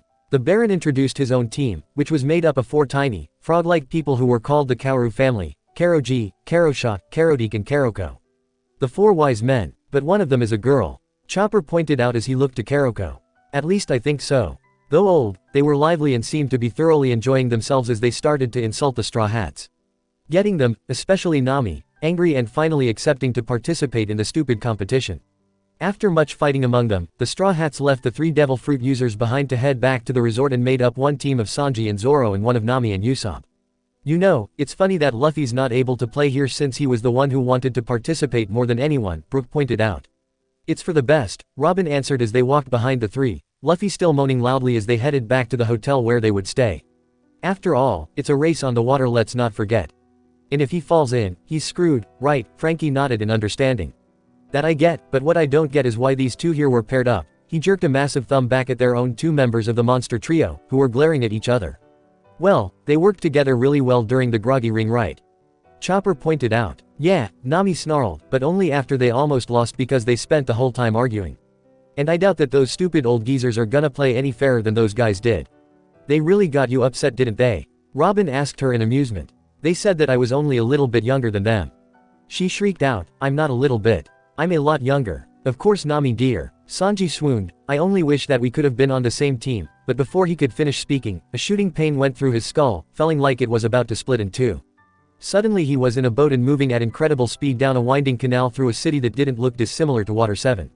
He was in the front of the boat and moaning to himself about not being on Nami's team and insulted Zoro behind his back like he usually did. However, from another waiver boat came 2 of the old geezers riding up and began to shoot a machine gun right at them from the tooled-up boat. It ended right there and he was breathing hard, trying to catch his breath. However, he did a much better job of hiding the pain and was grateful that they were so busy talking about the game that they didn't notice that there was something wrong with him. What the hell was that? He thought to himself as he opened his eyes. So we won't get a chance to see it ourselves? Chopper asked in disappointment as he turned into his walk point, finding it easier to walk. The ring toss game one mean? No, Robin answered, since Luffy wasn't there, I doubt that we'll be able to see it. Strange though, to put the muscle in one boat, and the more logical and strategically ones in the second. Why do you 2 fight so much anyway? Chopper asked Sanji and Zoro as they glared at the other. I just don't like him. They both hissed at the same time. What did you say? They both yelled at that and Nami hit them both over the head to shut them up as they finally reached the hotel and entered through the front doors. It was gorgeous, high ceilings with graceful columns, spiraling staircases that reached up to the upper levels, a large crystal chandelier hanging over their heads. I have to say this Baron doesn't spare the expense on decor, I'll give him that. Nami smiled around at it. If only he wasn't such a jerk here, this would have been a wonder place to stay for a vacation. But she suddenly frowned, suddenly wondering where the Baron got all the money to pay for this place. She glanced around, and realized that there didn't seem to be anyone else but them staying here. If that's true, then how did he get the money for all this? They heard Luffy groaning behind them, I wanted to play ring toss too. Not much you can do now, Captain, Frankie muttered as Robin reassured him that maybe he can play later. But for now they were to just let the others handle it and they could rest until then. Luffy just groaned again as the other 2 both went to explore the rest of the hotel. They were just beginning to wonder what was happening at the ring toss right now when the shadow of a man had appeared from the upper level and threw a tiny pebble at Luffy's head. Luffy didn't even seem to notice the pebble, but he heard the sound it made when it hit the ground however. He blinked in surprise, but before he could look around for the source of the sound a larger rock hit him and he was now looking around to see what had hit him. Who is that guy? Usopp asked as the man was running around the level and tossing another, an even larger rock, down at him. With this rock, Luffy was now getting angry, glaring around and asking who was throwing stuff at him. Is that? Robin said, having trouble making him out through the shadows. The man threw a 4th rock, and they heard the sound of it hitting his head like a gong and Luffy seemed to have had enough. Who's there? He yelled out, where are you? Stop hiding and come out. Finally, Luffy spotted him, a short man heaving the largest rock yet over his head and looking ready to throw it. You know, he didn't have to throw those rocks, Brook said, he could've, come out and talk to him. I mean, it's not like there are others around who would interrupt them. There you are. Luffy yelled and scared the living daylights out of him.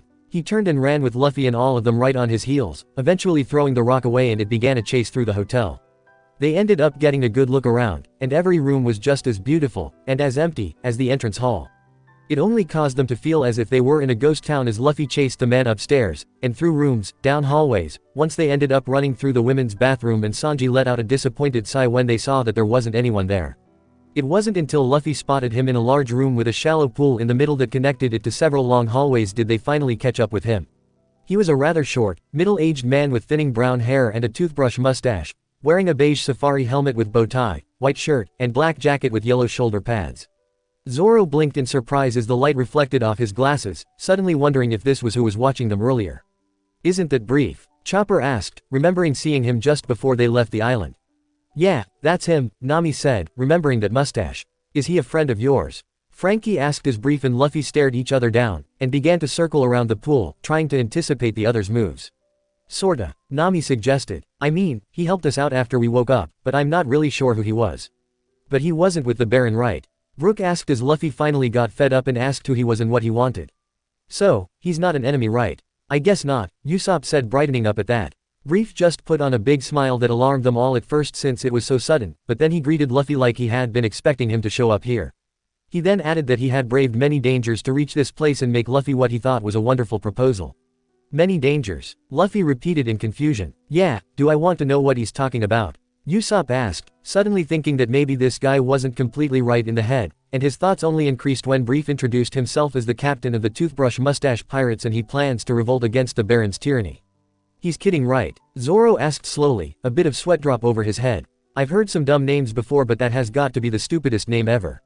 It could have been worse, Usopp offered half-heartedly. Yeah, you could be called one of the Usopp Pirates, Sanji teased, and Usopp looked ready to just start yelling at him before he laughed and added, it's a joke. I'm kidding, huh? Asked Luffy, looking at him in confusion. You've got snot hanging from your nose, he informed him bluntly, and they laughed as he looked angry and shouted, this is a toothbrush mustache. Actually, I can see what Luffy's getting at, Zoro laughed. But the angry look in Brief's eyes faded at once as he stood tall and proclaimed proudly, this is proof that I'm part of the Toothbrush Mustache Pirates. By the way, we have a special greeting among our crew. Watch this. And he eagerly put his finger under his nose as if it were a mustache and he cried out, mustache. No one said anything as they watched how lame that greeting was. Okay, I think that this guy definitely has some issues he needs to work out, Usopp whispered. He seems nice enough though, Brook pointed out happily, I think I like him. He's interesting. Yo-ho-ho-ho. Luffy was just staring at him, and apparently Brief misinterpreted it to think that he was amazed, rather than taken aback. Well, he asked eagerly, cool huh? Try it. How can anyone think that's cool? Sanji asked slowly, looking around nervously. That's dumb, Chopper muttered, but he couldn't help but smile in amusement. Though he wouldn't call that cool, he really was funny. But Luffy, who was normally so laid back, didn't do it. Brief looked disappointed and showed him how to do it again before Luffy asked him about his proposal, and Brief blinked in surprise before he remembered the reason he was here. Oh, he gasped out, that's right. He's not too bright, Chopper said to himself. Brief then pulled out a pair of binoculars and Zoro knew at once that this really was who he saw spying on them earlier. However strange that Brief was, he didn't really seem him as much of a threat, but why was he looking at Luffy through them when he didn't need them to do so? Getting off the subject, Brief asked, you have 6 crewmates with you, right? Yeah, Luffy answered. And Brief began to tell them what a team they all were, good friends, and their teamwork was just perfect. Luffy answered yes to everything, smiling in pride, and they all felt the same surge of pride inside them. But it disappeared when Brief put down the binoculars and asked them, that's the thing. Listen to me, will you be my crewmate? What? Usopp asked, of all the things that he was expecting, that sure wasn't one of them. Luffy clearly wasn't expecting that either. Afraid that Luffy didn't hear him, he asked again, will you join Toothbrush Mustache Pirates? He's kidding, right? Sanji asked as they all looked to each other in surprise. Yeah, I don't think that's gonna happen, Usopp whispered, and they nodded with him. Hey, Brief yelled when Luffy still didn't answer him. You can hear me right? I'll say it one more time. Will you join the Toothbrush Mustache? How can we join without mustaches? Chopper asked curiously. I think it's just a name. Robin smiled back as Luffy stretched out his arm so that he could grab hold of Brief by his shirt and drag him back so that they could talk to each other properly. Brief, thinking that Luffy was going to hurt him, he covered his face and begged that Luffy wouldn't hurt him. But Luffy simply placed him down right in front of him and said, no. Why would I want to be your crewmate? Relieved that he wasn't about to be hit, he merely gave a dark chuckle before he told him clearly and with a hint of sadness in his tone, everyone has that attitude at first. But when you stay on this island a little bit longer, you'll change your mind. Why's that? Chopper asked in confusion. Why would staying on the island make him want to change his mind? He didn't like this. What Brief said next made him regret that they ever came to such an island. Here's some advice for you, he added darkly, be careful of Baron Omatsuri. He will break your crew apart. The memory faded with Luffy turning and walking away, and soon they were all out of the forest and found themselves among a thick patch of rocks and moss-covered boulders. I don't like this, Brook said after a few seconds of silence. I don't like this at all. Break the crew apart. What the hell did he mean by break crews apart? Usopp asked hurriedly, I mean, just what kind of person is this Baron guy? So far he's a sore loser and a bit of a jerk, but I don't see him as some kind of killer. CP9 didn't seem like killers when we first met them, did they? Nami asked softly. But we don't have to worry about us falling apart, right? Usopp asked her at once. I mean, even after 2 years we're still as sharp with teamwork as we were before. In fact, we're even better.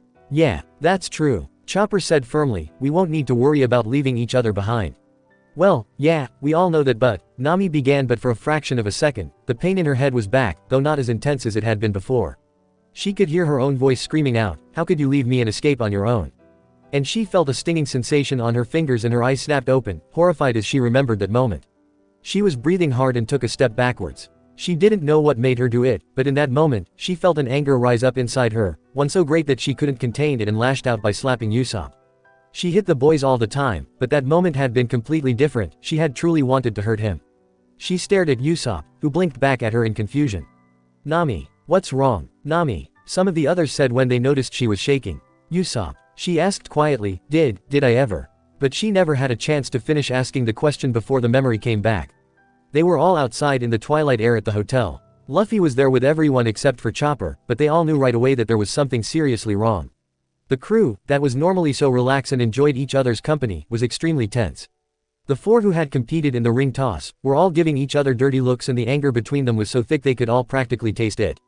The hostility had always been strong against Sanji and Zoro, but now those negative feelings seemed to be rather extreme. The 2 were glaring at the other, as if daring the other to do something. They were practically foaming at the mouth for an excuse to fight. But what really got them was how angry Nami was towards Usopp. There was anger and hurt in her eyes as Usopp stayed as far away from her as possible, as if he were a little boy who didn't want to catch a girl's cooties. Geez, what happened with you guys? Frankie asked, looking from one to another. Not sure, Zoro said, and he sounded surprised at how they were all acting. Just what happened during that competition. But at that moment, both Zoro and Sanji felt that splitting pain in their heads, and this time it was more intense than it had been for Sanji than it had been before. They both let out cries of pain as they fell to their knees, and everyone gathered around them as the 2 men heard a strange ringing sound in their heads. It was as if they were watching the memory inside their heads only sped up greatly. The 2 of them were in one of the waivers and were racing along the canal just like the ones at Water 7. They were arguing with each other as 2 of the wise men drew their boat up closer and used a mechanically operated arms to try and catch Zoro in a ring. He spotted it, however, and sliced it to pieces. What's going on? Zoro yelled through the ringing in his ears. Hell if I know, Sanji hissed, actually falling to his knees. Zoro, Sanji, Chopper cried in fear, unable to think of anything that he could do to help them. But they could no longer hear him. As the 2 of them argued and blamed each other, Sanji went faster and actually made Zoro an easy target for them to try to ring again. Zoro was forced to jump right out the boat onto the sides and ran to try and keep up with their craft. When he jumped back into the boat, the 2 were now fighting with each other. Zoro was determined to get the 2 wise men back for their stunts, but their boat starts to back off and the canal splits into 2 pathways. And then the 2 were practically clawing each other's eyes out until the paths merge again and the opponents show up. Hell, Sanji yelled, his hands clamped tightly over his ears. I'm gonna kill those old geezers. But the memories coming back to them were far from over. Without them noticing, their boat appeared right in front of them, and were determined to ensnare them with rings. The 2 were duking it out on the boat until the 2 wise men, Karoshot and Karodik, tried to get their attention by shooting at them. However, their shots missed every time. That was the point, they were trying to provoke them, and Zoro lost his temper that he slicked up their boat, though it only took Karodik seconds to patch it up and presents a larger, more intimidating version of it. I get the feeling that Foxy would get along well with these guys. Zoro panted, gritting his teeth in pain as the others were now trying to shake them awake as Chopper was giving them orders to lay them back so that he could try and give them a sedative. No, Zoro gasped to him, grabbing hold of Chopper's arm as he went to his medical bag. Zoro, what do you think you're? Nami yelled, but he shook his head, trying to focus on the memories that were coming back to him. A massive version of their boat pulls up from behind them, a large gold drill that was plowing through the bridges that were across the water. But Zoro and Sanji had enough. They broke the massive boat apart together, sending the 2 old men into the air, convinced that they could properly fight each other without interruptions. But Nami caught their attention and yelled at them to throw the rings since she was tied up herself and hanging there by strings by some lanterns. Only too happy to do so, Sanji stopped the boat and threw the rings, trapping the 2 old men. And at that, the pain disappeared and the 2 were laying there on their backs and gasping for breath. The others were leaning over them in concern, trying to ask them if they were alright, and Chopper going to his bag again. No, it's alright, Chopper, Sanji muttered, holding up his hand, and he stopped to watch them sit up as the full memories of what happened in that race fully came back to them. What's happening here? Brooke cried out, first Nami-san, and now you guys. Are you alright? Robin asked in concern. But it was Nami who was looking at them sadly. Then it's not just me then. She asked them, and they didn't need to ask her what she meant to understand what she was getting at. They got to their feet as Chopper was yelling at them to lay back down, but Zoro just shook his head, understanding what was going on. I remember, he said, though his voice was steady, he was dripping in sweat. They all stared at him, most of them not understanding what he was saying as Sanji added, everything in that shitty race. He now had to fight the urge to grab a cigarette and smoke. But he knew that he wouldn't be able to hold it back for much longer. What? Frankie asked them in a startled voice. It just all came back, Sanji muttered in a shaky voice as he leaned against Frankie as he struggled to stand upright. You mean your memories of what happened are back? Usopp gasped out in amazement. No, just what happened during the race, Zoro hissed, his dizzy spell over. So, what happened? Chopper asked quickly, but meanwhile, their memory selves had apparently been asking each other where Memory Chopper was, and when Usopp had repeated himself several times, Memory Nami yelled out angrily, nobody asked you. They glanced up to see the rage in each other's eyes, and no one was liking anything that they were seeing. In memory, Usopp seemed hurt as he asked her how long she was going to stay mad at him. Why were you mad at me? Usopp asked slowly, but Nami just shook her head in confusion, almost trying to will the fog in her head to disappear. Memory Robin sighed at the sight of them before she looked to Luffy, and they heard her say softly to him, please do something, Captain. They've been at it for the last few hours. Few hours? What happened? Brook asked, now feeling as though someone had scrambled his brains. If he had any, he was just so confused to what was happening here. He didn't like these memories at all. But then a set of drums started up and the Baron was back again, looking so smug that Zoro and Sanji wanted nothing more than to break his face. He laughed cockily and asked them all, why are you arguing? I thought pirate crews got along well. We do. Most of the time, Chopper said slowly as Memory Sanji glared at the Baron as if hoping his head exploded, snarling at him to shut up. The Baron merely laughed once more and said that he was going to entertain them all with a private dinner. Food, Usopp groaned out, his hand on his stomach, which was now roaring with hunger as well. I just hope it's not another trick here, Zoro said darkly, I'm sick of all these stupid games. I've had enough of them.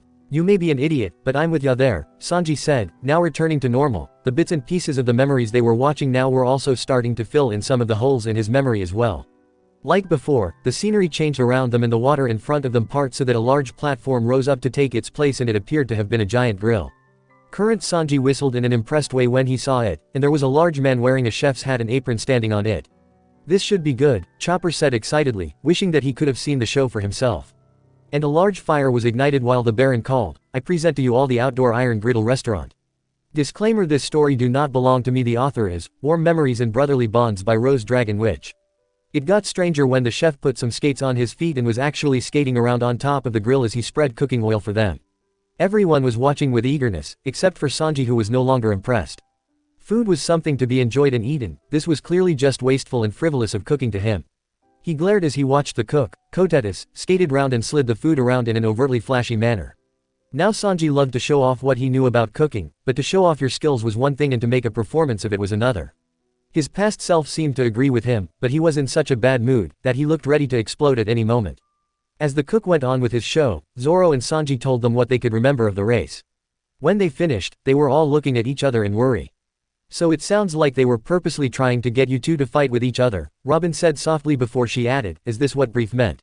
What? Sanji asked in confusion. She glanced up and added, remember what Brief said. He warned Luffy to beware the Baron because he breaks crews apart.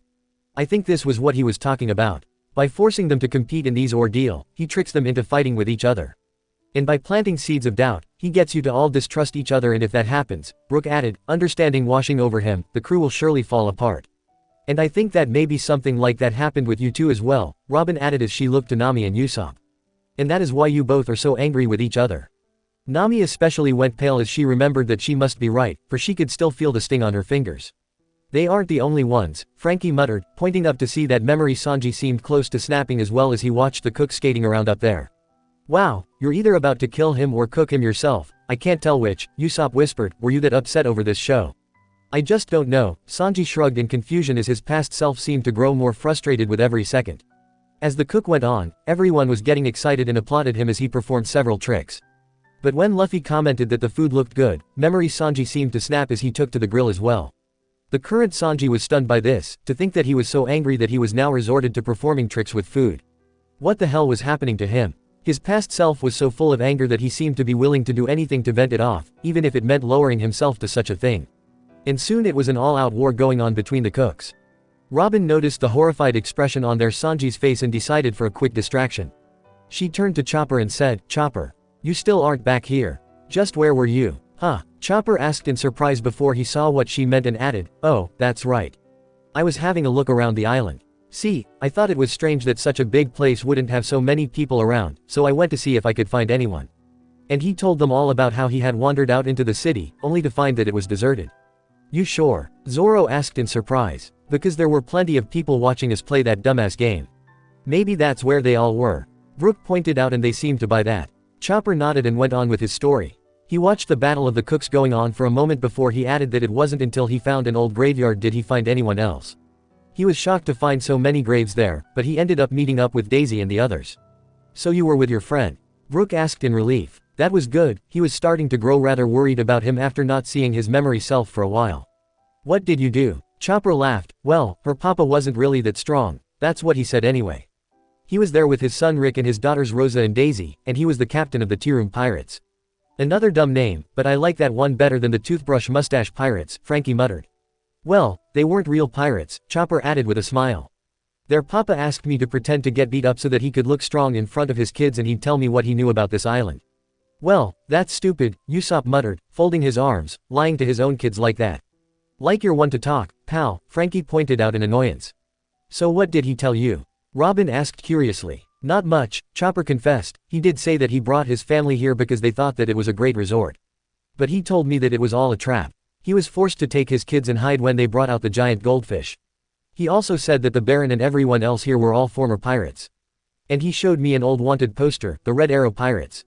"Red Arrow? How'd he get that name?" Nami asked. "I don't know," Chopper said, frowning as he remembered something important. "That's right, I was gonna tell you. The Baron and his whole crew were in the poster, but the Baron was the only one who looked older." "You mean, that everyone, even the 4 old-timers that we raced against didn't look any older?" Sanji asked in surprise. "Yeah, I remember that," Chopper cried out with certainty. "And I think that date on the poster was about 20 years old at the time." "That's impossible," Nami said at once. "I mean, how can only one person age while the others look the same? Those old jerks had to be dead within 20 years, right? No one just stops aging. Right," she added with a look to Robin, who frowned once more. "There are certain devil fruits who have that kind of power," she confessed, "but if that's the case, why hasn't the Baron remained looking young as well? This isn't right. This is seriously starting to creep me out," Frankie muttered, an odd shiver going up his spine. "Chopper, what else?" Nami asked quickly, but Chopper could only shake his head, unable to tell them anything else, informing them the last thing he remembered was hearing Daisy screaming, but everything after that was a haze. "Scream." Brook gulped down. "I don't like this. Nothing about this island is adding up, it's not normal. Damn, why'd we have to come here?" Sanji demanded as the fighting between the cooks got so heated that they all turned to see what was going on. They had seen Sanji get angry at other cooks before, but it was never like this. The other Straw Hats were all watching, but soon Zoro seemed to grow bored and went to take a quick cat nap in a lounge chair, characteristically unimpressed with Sanji's skills, none of them realizing just yet that Robin had also disappeared. Luffy wasn't acting any differently than normal as he cheered Sanji on, but what really got them was the way that Nami and Usopp were bickering with each other. Nami refused to stand next to him, and it was clear that Usopp was making an effort to try to be friendly to her. But finally she walking away from the grill to sit with Mushigoro, who was alone at one of the tables, and Usopp just marched off, muttering to himself what was wrong with her. "I don't get it," Usopp said in confusion, "just what did I do to get you to hate me so much?" But no sooner were the words out of his mouth did the ringing start in their ears now. "Oh, no," Nami gasped as she yelled, and Robin was there to support her arms and helped her to sit down on the ground as she held onto her head in pain. As Usopp fell forward onto his face, cracking his nose so that it looked crooked, Chopper cried out in shock, but Zoro and Sanji told him to relax. Nami and Usopp were in the back of their boat, speeding along as the duo of Karoji and Karoko were ahead of them, preparing for an attack against them. Karoko pulled out an outdoor roast and began to actually cook a pair of fish above a barbecue and waved her pan over it so that she was creating a trail of smoke and steam so that Nami and Usopp couldn't see. She then pulled out a larger fish and roasts it as their own boat began to speed up and catch up. Nami was startled to see the face that they were having a meal on their boat, but she ready to ring anyway. At that moment, Karoko began to fling pieces of coal at them and the boat began to catch fire. They both cried out in shock as the memories came flooding back at them, and they supported their shoulders as they sat up, the memories pounding in their skulls. They couldn't make out what their crew members were saying half the time. Nami held her ring high to spare it from the flames that were quickly spreading to the rest of the boat, though Usopp was sitting surprisingly calm as he tried to think of a way out of this. As he tried to think of a way out of here, Nami became full of hope until Usopp came out and confessed that he couldn't think of anything. "Usopp, you dope," she yelled out loudly. But in a rage, she grabbed a box and she found on the boat and threw it at him, by then noticing that it read out, "Rescue Box." With Karoji and Karoko telling them that they should open it in case it could save them, Nami's excitement disappears only to find that there were 2 coffee mugs. In desperation, she uses them to start to pour water onto the fire. But as Usopp found a second box, it opened up automatically and wrapped itself around him, wings extending out from his back and carried him up and into the air. Nami stared up in horror as Karoji laughed, telling her that he cared more for himself than for her. She couldn't do anything but watch in disbelief as he disappeared into the sky. And that was all that came as their eyes snapped open and they gasped for breath. They stared around at their crew surrounding them and Sanji was begging for Nami to answer him. Both were alright and were able to sit up as Chopper looked over them. "Why does it hurt so much?" Nami asked him. "Well, I'm not sure," Chopper confessed, "but I do know that in some cases when someone who forgets something like with amnesia, and they get their memories back, it can be painful. Especially if we don't remember it for a long time, and see something that suddenly jogs it, I think that it would be really hard. And naturally with everything we've seen here, I suppose that our buried memories would start to come back in a hurry," Robin said as she helped Nami to stand up. "Are you alright?" "I'm fine," she said before she stumbled to Usopp. The two stared at the other, as if seeing them for the first time. "You," Nami began softly, "left me in a burning boat and saved yourself." She didn't sound angry, not even upset, she sounded more confused than anything else. "No," Usopp yelled at once and they looked at the two in confusion as he explained, "I didn't do anything. I swear it. The stupid box opened up and it wrapped itself around me. I didn't have a choice. I didn't leave you behind because I wanted to. It lifted me up in the air even though I tried to stop it." Nami just continued to look at him. When they asked her what they were talking about, she quietly told them what had happened and what they remembered. Sanji was furious with Usopp for leaving Nami behind before he explained his side of the story. By the time that he was done, the cooking contest was just about over and Kotetis was on his knees in defeat. But no one was watching them as Usopp told her how sorry he was. Nami only started to cry as they remembered the horrible things they said to each other. And at that they hugged and began to cry loudly. "I'm so sorry." They both cried out and sobbed their hearts out as the others just let them do so. Though it was over 2 years late, it was as if it had all happened moments ago. They let them sob and apologize to the other as memory. Sanji stood proud, crying out for Robin to see if he had been watching, but realized that she was gone. He turned to Nami, and when he saw her with Mushigoro, he stalks away, looking angrier than ever. Luffy happily dove back into the food and began to chow down. But Nami stared at her past self in the distance, talking with the ever-growing pale Mushigoro. Now more memories were flooding back to her, but the pain had been lessened considerable. It was as if the floodgates had burst open and now that the eruption was over, it was just a less violent burst of water flowing through. The memories were now coming back. She was still talking to Mushigoro, who was telling her a little more of his background as a pirate and how much he admired his captain. He even told her that he believed that the Baron was strong enough to beat Roger. That confused her. Was he really speaking about Gold Roger? But he's been dead for decades, how could Muchi be talking about him as if he had met him? She asked him what he was talking about, and he was astonished that she didn't realize who he was talking about if she was truly a pirate. When she realized that he was talking about the previous king of the pirates, she told him about how he had been executed before she was even born. Muchi was not making any sense to her, insisting that Roger was still alive and his eyes became strangely eye-piercing as he insisted that he saw him not that long ago. Nami's own eyes widened at that. How is something like that even possible? Could it be that maybe their memories were messed up like how that seahorse messed with theirs? But that still didn't make any sense as to why they didn't seem to age. What was going on? "Yes," Mushigoro whispered to her, and then he began to shake. "Before that stormy night, that storm was terrible." "Storm? What storm?" Mushigoro put his hands to his face, now shaking worse than ever as she tried to find out more about this storm that he was talking about, but she gasped in horror as his face started to turn purple and withered like a dying plant. He whispered in fear just 2 words. Robin, who was noticing the fearful look in Nami's eyes, suddenly felt the stabbing pain this time. She stayed on her feet as, for a moment, she was standing beside the ruins of a ship. But she wasn't alone. The Baron was there as he willingly showed her the flower that she had been looking for. He called it the flower of reincarnation. And when she turned around, there was a giant tube-like structure at the top of the hill, curled around like a giant hair. She didn't know what it was, but it was sending waves of terror through her body. And one of the only few times she was rendered speechless, not believing that was the flower she had been looking for. But the Baron's eyes began to shine as she heard a terrible wailing in the wind. She was afraid, and it was only made worse when the flower that he wore laughed madly and smiled, its eyes blinking as the Baron readied an arrow. Lily Carnation. And at those words, sweat began to pour down Robin's face and her breaths came out in painful pants and Nami let out a scream.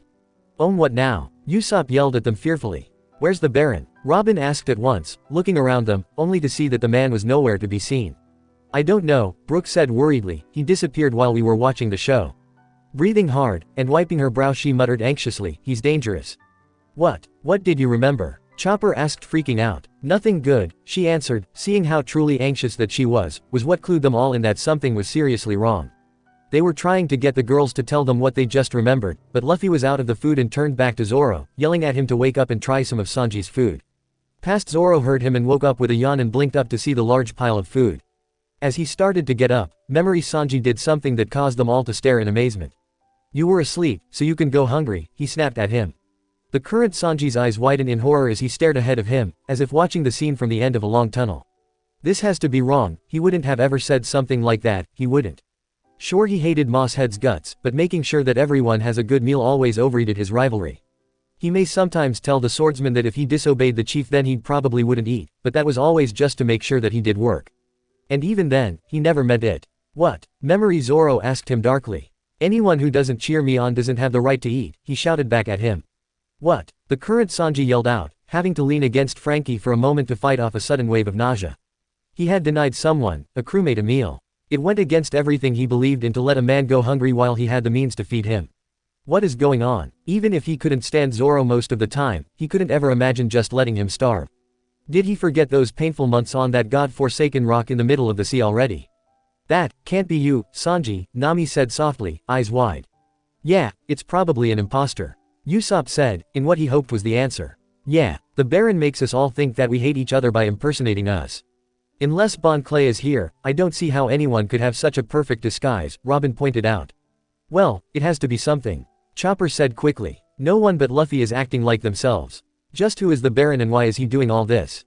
I don't know, Nami said, thinking about Muchi and how he had started to wilt right in front of her, and her eyes went to the sprouts on everyone's heads. Memory Sanji suddenly brightened up and went running off to find Robin and tell her that dinner was served. Memory Zoro looked bitter as he leaned back on the chair, looking ready for another nap, but also muttered so that they could hear, what a jerk. I'll let you have that one, Sanji told him softly, his hands curling into tight fists. Because it's true. But I don't get it. How could I? I don't think that the guys who live here are human, Nami said firmly and they all gaped at her.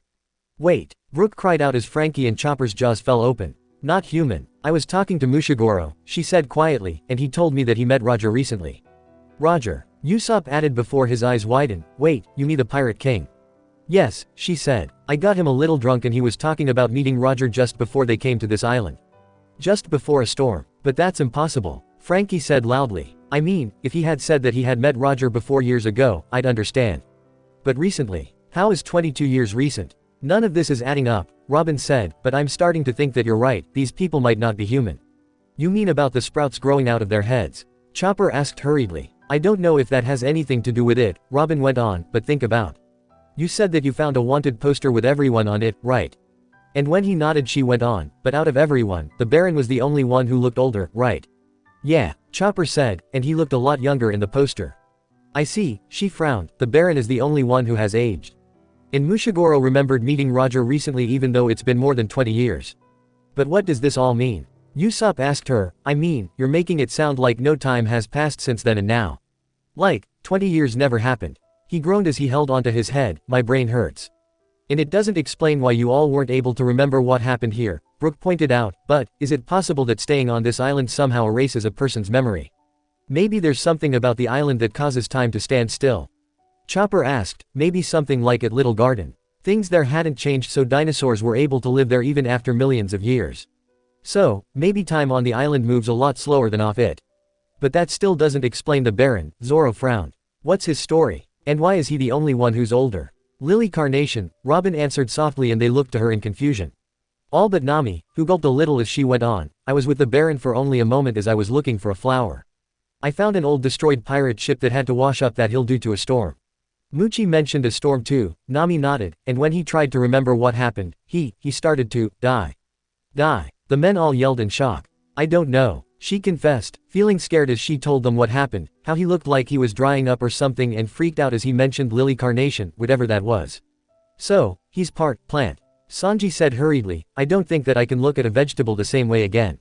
I don't know, but he wasn't normal, Nami stated. However, it wasn't until he tried to remember what happened after the storm did it happen. So, what we know is that the Baron's ship got caught in a storm after they met Roger 20-odd years ago and washed up here. Frankie summed up for them. Okay, that I can get.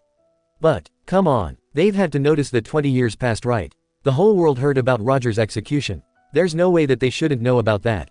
Oi! Yelled Sanji's voice and they jerked up to see Memory Sanji running back to them. They stood back as he ran through their group to the others, telling Luffy to quit eating because Robin disappeared. So it was right after I met up with the Baron did this all happen, she said softly. What happened to you? Brooke asked worriedly and she shook her head. Sorry, she muttered, I can't help you with that. Luffy looked up in surprise. Robin, he asked him. Past Zoro had gotten up from his chair and walked towards them, still shooting Sanji a nasty look. He then said, I think she said she was gonna look for some flour. A flower. Past Nami cried out as she went running up to them, and they saw how pale she had become. She looked like she wanted to tell them something, but they were all starting to argue worse than ever. Damn it all to hell. What's that Baron doing? Current Zoro demanded. Hey, Usopp added, noticing something else, where am I? Don't tell me you're gone too. Frankie said hurriedly. Luffy noticed this as well and asked them if they knew where Usopp was. They all looked at each other in surprise and glanced around as if hoping that he was just hiding somewhere. I don't know, Memory Nami stated, and current Usopp was relieved to hear that she sounded concerned for him instead of angry. He should be around here. Usopp's gone now too. Memory Sanji yelled, and they couldn't believe that he had shouted at Nami like that. I'd never speak to a lady like that. The current Sanji said hurriedly. Whatever was happening to them, it seemed to be affecting him worse than the others. He was just lashing out at everyone here. Sure, he was angry, but why was he this angry? It's like Water 7 all over again, Chopper gulped, only with the whole crew turning against each other instead of just Usopp. Did you have to remind me? Usopp groaned out miserably. Brook didn't have a clue to what he meant, but he kept his mouth shut, he could ask later. Memory Zoro then noticed something else. Where's Chopper? He asked at once, he's not back yet either. Shit, Memory Sanji called, puffing hard on his cigarette and the current one was now reaching into his pocket for his own box. He just couldn't help it, this was too much. He took one out and put it into his mouth before he reached for his lighter. This is bad, Memory Nami summed up all their thoughts for them. I've got a bad feeling about this place, Past Zoro said, now on guard as he started around, as if expecting to see some assailants jump out and attack. Oh, don't give us that half-assed shit. Memory Sanji yelled at him. What's with you now? The current Zoro asked in frustration. I don't know. He yelled back, I don't usually act like this. What the hell were you doing? Memory Sanji demanded. What? Past Zoro snapped back angrily. Which was strange because normally it was Zoro who lost his temper and Sanji was the one who remained calm. But here he was now yelling at Zoro that he had told him to keep an eye on them. They aren't kids. I can't keep tabs on them all day. He yelled back at him, refusing to be blamed for what was going on.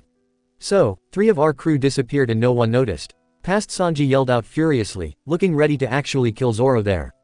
Don't you blame me for this. The current Zoro yelled out as Memory Nami tried to calm Sanji down. But what really got them was when Sanji turned to glare at Luffy and demanded what he was going to do about this. When Luffy looked at him, startled at that, Sanji then said in a voice so full of cold hatred, they could all feel it. You're the one who got us into this mess, he started, and not even Nami could get him to stop as he went on. You're the one who wanted to come to this island so badly. Sanji, stop it. Now isn't the time. Memory Nami yelled at him but he went on relentlessly, that's what caused this whole thing. He kept glaring directly at Luffy, who didn't react at all as Sanji went on his rant. Luffy, he said, this is all your fault. No one moved as they stared ahead at the scene. All of them stared at the scene, as if it has frozen and they were looking a picture. Luffy just stood there frozen. Me, he repeated softly as Sanji glared at him. You blamed all this on Luffy. Chopper whispered as Sanji stared at himself, unable to really believe it. I don't know what to say, he said. But he knew that this couldn't be fake. This had to have happened and he knew that this was true. The memories were coming back clearer than ever before. Though still a bit fuzzy, the blank pieces were coming back to him, and he remembered those awful words he said. He remembered how he felt when he lost it and yelled at him. He was worried sick over their missing crewmates, but he was still full of anger and resentment over everything that had happened on this stupid island, that he just couldn't keep it held inside any longer and blew up at Luffy. He wanted to yell out to Luffy, to tell him that he didn't mean it, but this Luffy was just a memory, he couldn't hear him.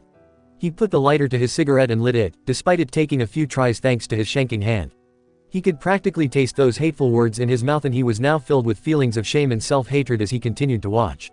But it wasn't his fault. Brook said quickly. Everyone decided to come here. Sure, Luffy-san wanted to play the game, but it was the Baron who kept coming after you guys and forcing you to stay. And we all wanted to come here before Luffy even gave the order. Chopper added. Damn it. Zoro yelled out, furious at all this. He grabbed Sanji by the collar and glared at him. Don't keep blaming all of us for everything that's going on. Just because you were too busy showing off doesn't mean that we have to all be babysitting. I don't see you looking out for everyone. Why don't you stop trying to blame everyone else? Sanji just stared ahead, unsure as to what to say. Enough, Robin called, stepping between them and forcing them apart. Blaming each other now isn't going to change anything. Everyone said things on that island that they didn't really mean. This was what the Baron wanted. To turn everyone against each other. And it worked, Nami whispered, staring at themselves. This was like a nightmare. Zoro didn't say anything else as he let go of Sanji and stared ahead with a dark look in his eyes, and no one could guess what was going on inside his head. Why would they even think of blaming Luffy for all this? Sure, Luffy led them into dangerous situations all the time, but they all chose to go after him willingly.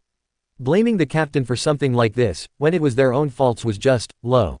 Not to mention that it wasn't fair at all. Luffy wasn't to be blamed for what happened in that race, nor was he to blame for their crewmates disappearing. His hands curled into tight fists, and when the Baron showed his face once again, Zoro wanted to cut that bastard into tiny pieces for everything he was doing. The dinner party is now over, he called, but instead of sounding cheerful and hospitable, he sounded upset and irritated. The ordeal of hell will now resume. He's kidding, right? Frankie called angrily. After all that's happened, did he think that you were all going to play more games while you ignore the fact that half the crew is gone? I don't think he's giving you a choice, Brooke said as the Baron called for a boy named DJ to come forward. A rather short, shaggy, green-haired kid with a turtle shell on his back with a turtle-like face and webbed hands. Okay, now I know he's not normal, Usopp said, having a bad feeling about this guy. Usopp, Chopper said, noticing the dark hat on his head. Isn't that the hat you were wearing? Huh, Usopp asked, looking clower at him. Hey, you're right, how the hell did he get it? Good evening to you, Pooh. DJ said happily, name's DJ Gappa. Glad to meet you, Pooh. What a strange way to talk, Frankie said, shaking his head, and Usopp sucked his breath in. That's right, he left the contest when Nami made it clear that she didn't want to see him. He went into the forest for some alone time, and when he saw the turtle shell, he thought it was just a rock and he kicked it in anger. DJ came out from under it and demanded him for his hat. When he refused and asked him why, he kept saying, Pooh, to the end of his sentences. DJ glared, and the last thing he remembered were his green eyes turning red. He started to fight the panic attack. The girls were right, these guys weren't human. But before he could voice this, Memory, Sanji and Zoro were demanding to know where the others were, walking right past DJ as if he wasn't there, which was ticking DJ off as he asked if they were just going to ignore him. The two were too angry to listen and yelled at him to shut up before Sanji noticed the hat as well and snatched it off DJ's head. Hey, DJ yelled as he tried to get it back. Give it back, Pooh. You bastard, Zoro snarled, his hand going to his swords. What the hell did you do to Usopp? What did he do to you? Brooke asked. I don't know, Usopp repeated for what felt like the millionth time. I just don't know. Now afraid of Zoro's intimidating look, DJ turned and ran away, hiding behind the Baron and calling rather arrogantly, don't worry. See, your friends are still on the island, Pooh. If you want to see them again, then try to find them, Pooh. As they argued, present-day Zoro's eyes widened as he realized that he had seen that boy before. DJ walked right up to him, he practical strangles him, throws him, and used his onigiri technique on him. But though he had clearly struck him, DJ just stood there with that smiling face. He had cut him but didn't die. There wasn't even any blood on the kid. He tried a second time to take him out, thinking that he just used a trick to shield himself. The last thing that he remembered was starting to see the kid's body starting to shrivel up. What are they? Zoro asked as the Baron told them to calm down. That they would find out what happened to their friends after this ordeal. His face no longer held that happy attitude, and was now looking sinister as he smiled darkly at them all. Memory Sanji was losing his temper once again, demanding that they give their friends back at once. Thought the Baron didn't seem concerned with him.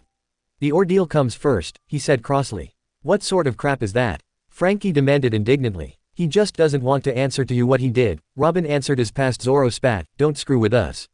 Our crew comes first. The ordeal always comes first. The Baron screamed, looking more dangerous than ever. He's insane, Usopp whispered, sweat falling once again. These memories were different than from the others. He had seen them all in danger before, but here it was in a different kind of way. He didn't like it at all. Memory Sanji seemed to snap and declared that he'd go find them himself and went running off. Sanji, Memory Nami yelled after him fearfully, but he was already gone. Wait, the current Sanji gasped. Did I just leave you behind? Nami my dear, he fell to his knees, puffing hard on the cigarette to calm himself. But he wasn't the only one. Past Zoro seemed to have had enough, and they saw a trace of the pirate hunter back on his face as he turned and went running off in another direction. We all went running off. Current Zoro said startled. That was sure to get us all in trouble. What were we thinking? You were all so angry that you didn't care anymore, Brook said softly. He never would have believed this if he hadn't seen it himself.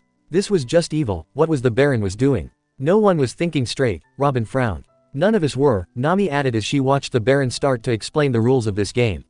A large flashing sign appeared behind him, shoot. And they all had a bad feeling about this. What surprised them all was that the Baron told them that there would be no further rules, and Chopper screamed in horror to see that there were at least 100 men, each with a rifle in his hand right behind the Baron. And apparently all of them would be attempting to hunt the Straw Hats down. They were free to search for their crewmates and escape here, but only if they were able to escape the firing squad.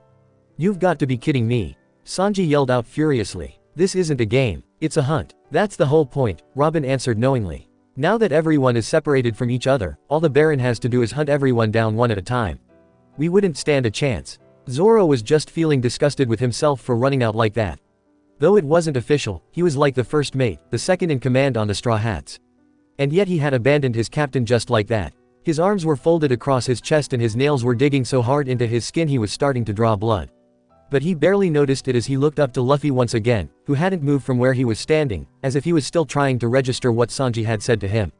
Memory Nami was the only one left with Luffy, asking him what they should do. But Luffy seemed to be catatonic or something. His head was bowed and his eyes were shadowed by the rim of his hat. He didn't say a word as she stared fear at the men who were aiming their rifles at them. The current Nami knew what was going to happen now, but she was silently wishing that she was wrong. But it was all in vain, for her past self turned and ran off as they followed after her on roller skates. Not even bothering to attack Luffy, leaving the two captains alone. How dare they go after a woman? Sanji muttered furiously. This is terrible, Chopper whispered, too stunned to go on. But the Baron didn't move. He just kept his eyes on Luffy, seemingly surprised that he wasn't moving. He then asked him, well, will you go? Or are you a captain who is abandoning his crew? Is that all there to you? Shut up, Frankie yelled, shaking with anger. Luffy stared at the straw hat in his hands before he placed it firmly on his head once more. He was shaking in rage now. Looking up he screamed out, give me back my friends. And he charged, thought the Baron merely laughed and backed up. How admirable of you, he taunted as he pulled a bow up and suddenly an arrow materialized out of thin air. Where'd that? Chopper began, but the Baron had already fired. Though Luffy was able to dodge it, it did something unexpected and Nami screamed. The arrow had stopped dead in the air, and when Luffy turned to look at it, they saw it turn and pointed directly at him once more, and it launched itself at him.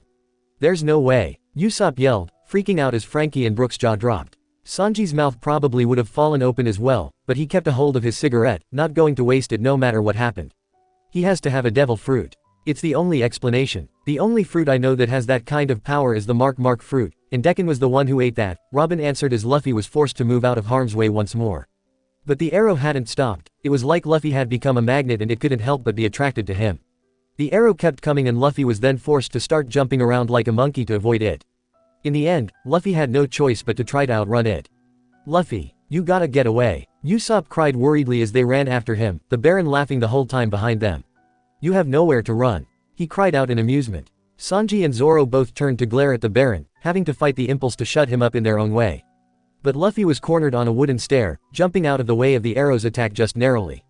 He started to run down the stairs, but the arrow came back one last time and ended up destroying the platform, and they watched in horror as Luffy fell from the stairs into the ground before the memory went dark and they were still surrounded by rocks and moss.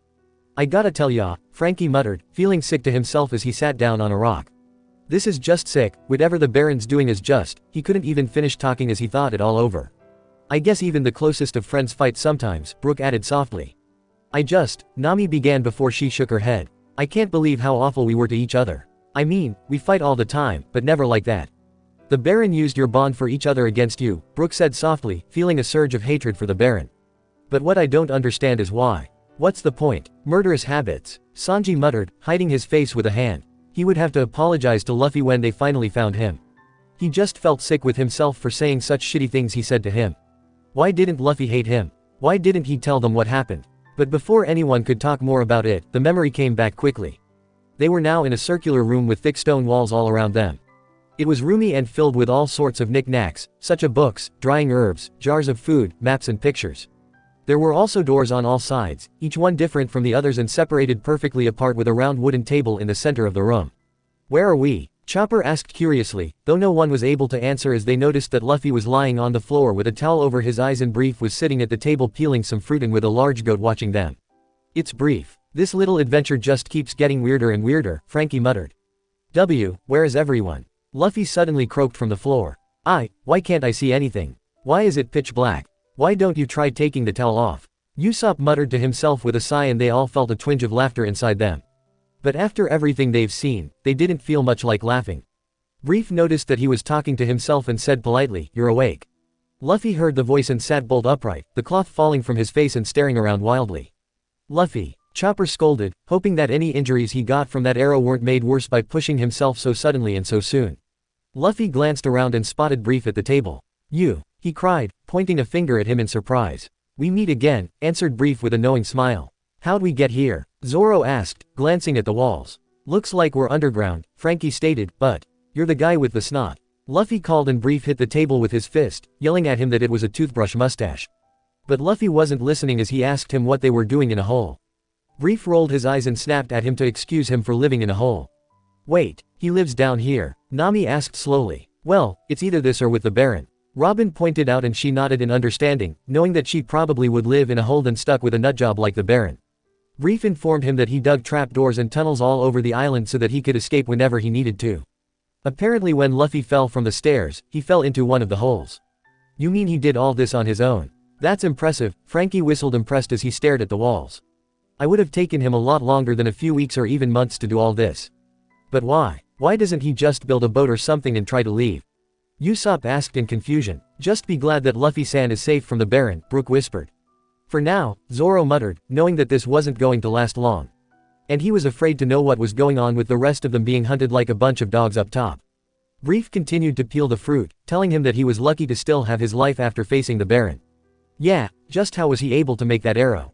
How was it able to come after him?" Robin asked curiously. It's not like any weapon I've ever seen before.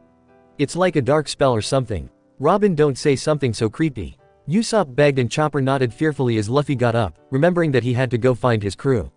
Brief tried to stop him, but Luffy merely gave him a goodbye as he opened one of the doors and left.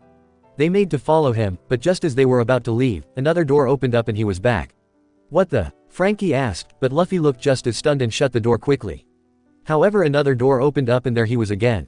"Trick doors," Sanji muttered, shaking his head. "This is crazy." Luffy tried several times to find the way out, but Brief went back to the fruit, letting him know that all the tunnels were connected to each other in a maze-like network and only he knew the way out as Luffy continued to come in and out of the doors. Losing his temper, Luffy yelled for him to tell him the way out, but Brief acted as if an old friend had come in from a long trip for a visit, jumping up and asking if he wanted some goat's milk.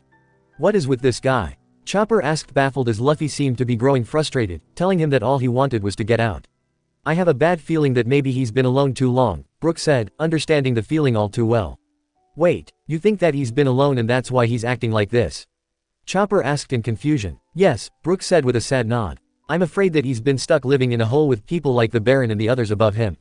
That couldn't have done him any favors." They looked at him. When he put it like that, they all felt really bad for Brief and a little ashamed for thinking of him as weird.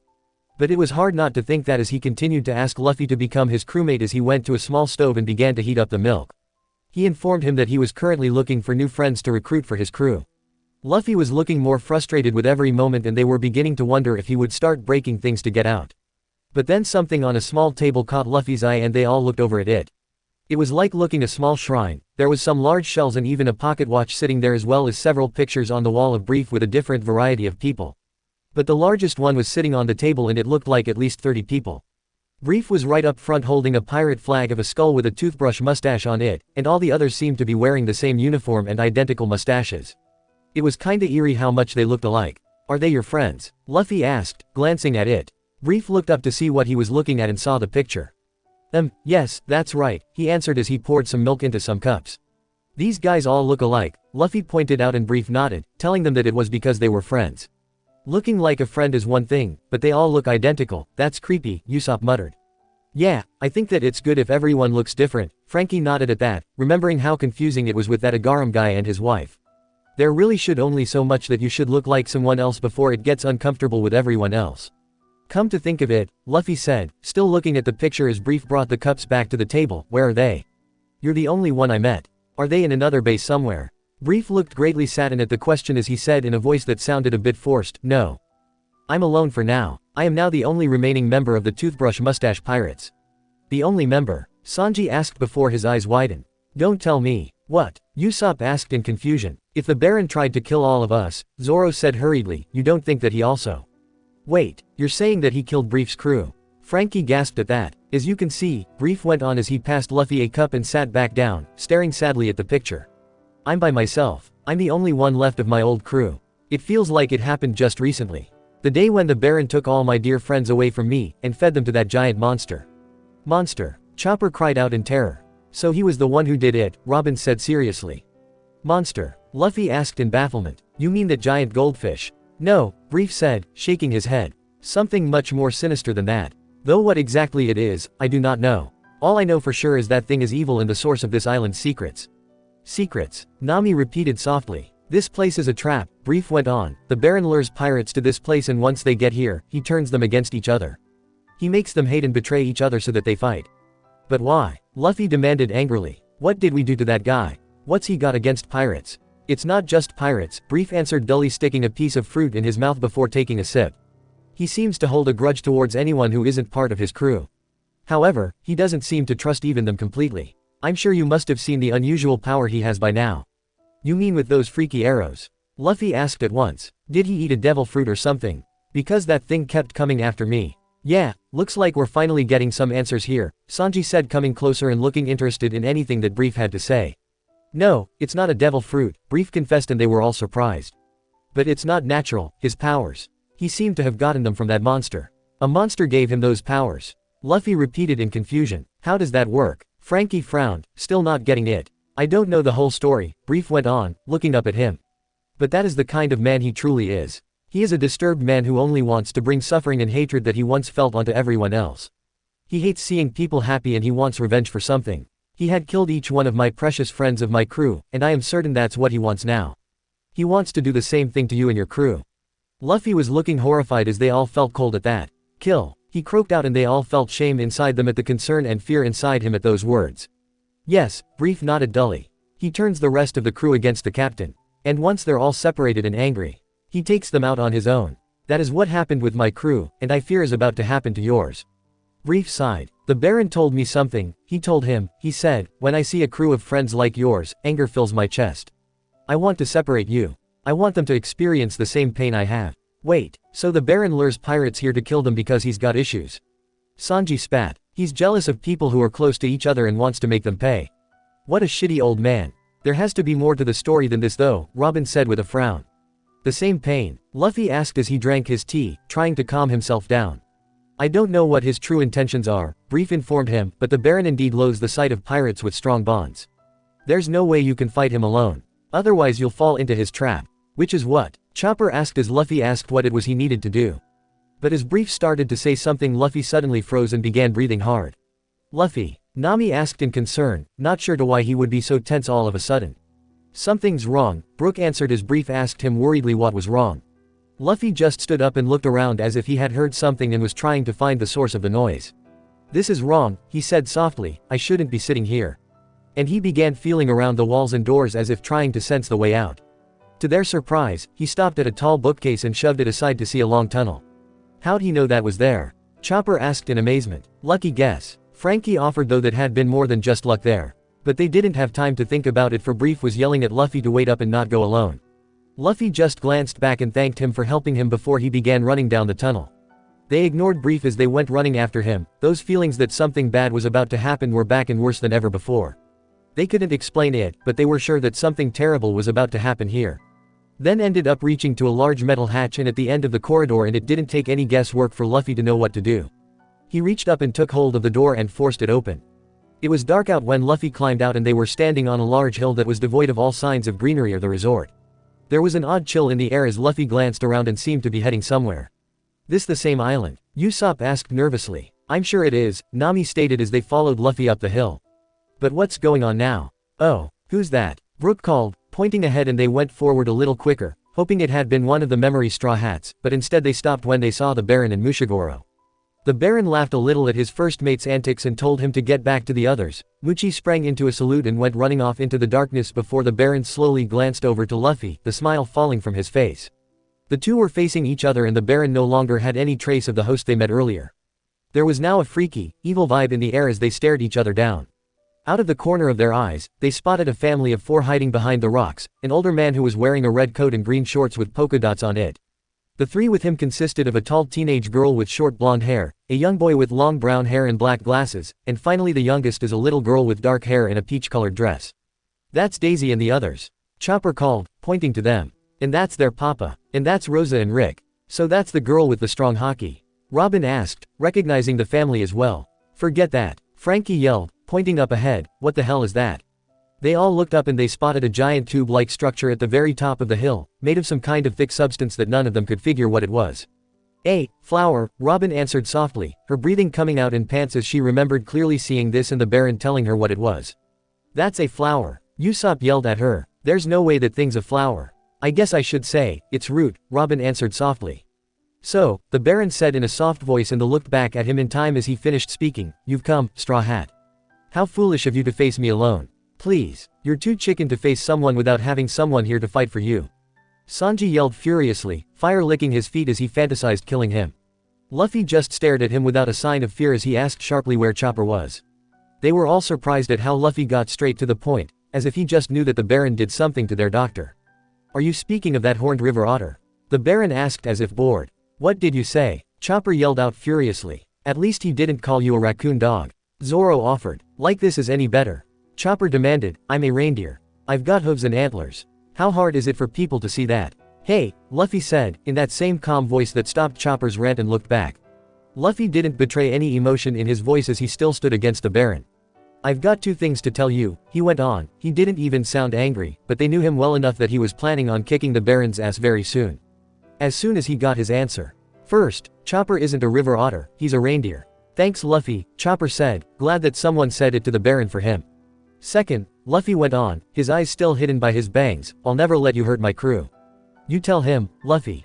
Usopp agreed firmly, hoping that Luffy took this guy out quickly so that they could get out soon. "You'll never let me hurt them?" the Baron asked calmly before he began to chuckle. "What's so funny?" Frankie asked sourly as the Baron asked if Luffy's had 6 friends in his crew. He knew the answer, he was just confirming it to make sure that Luffy remembered it as well. Luffy looked surprised at that as the Baron glanced up to the root thing and added in a voice that dripped with evil pleasure, "Just before you arrived, that number went down to 5. They stared in disbelief at what he said. "That's not possible," Zoro said softly as Luffy's eyes widened in horror. "He's lying." "What did you say?" Luffy asked as the Baron only laughed. He grinned sadistically and added that the others would soon disappear into Lily as well.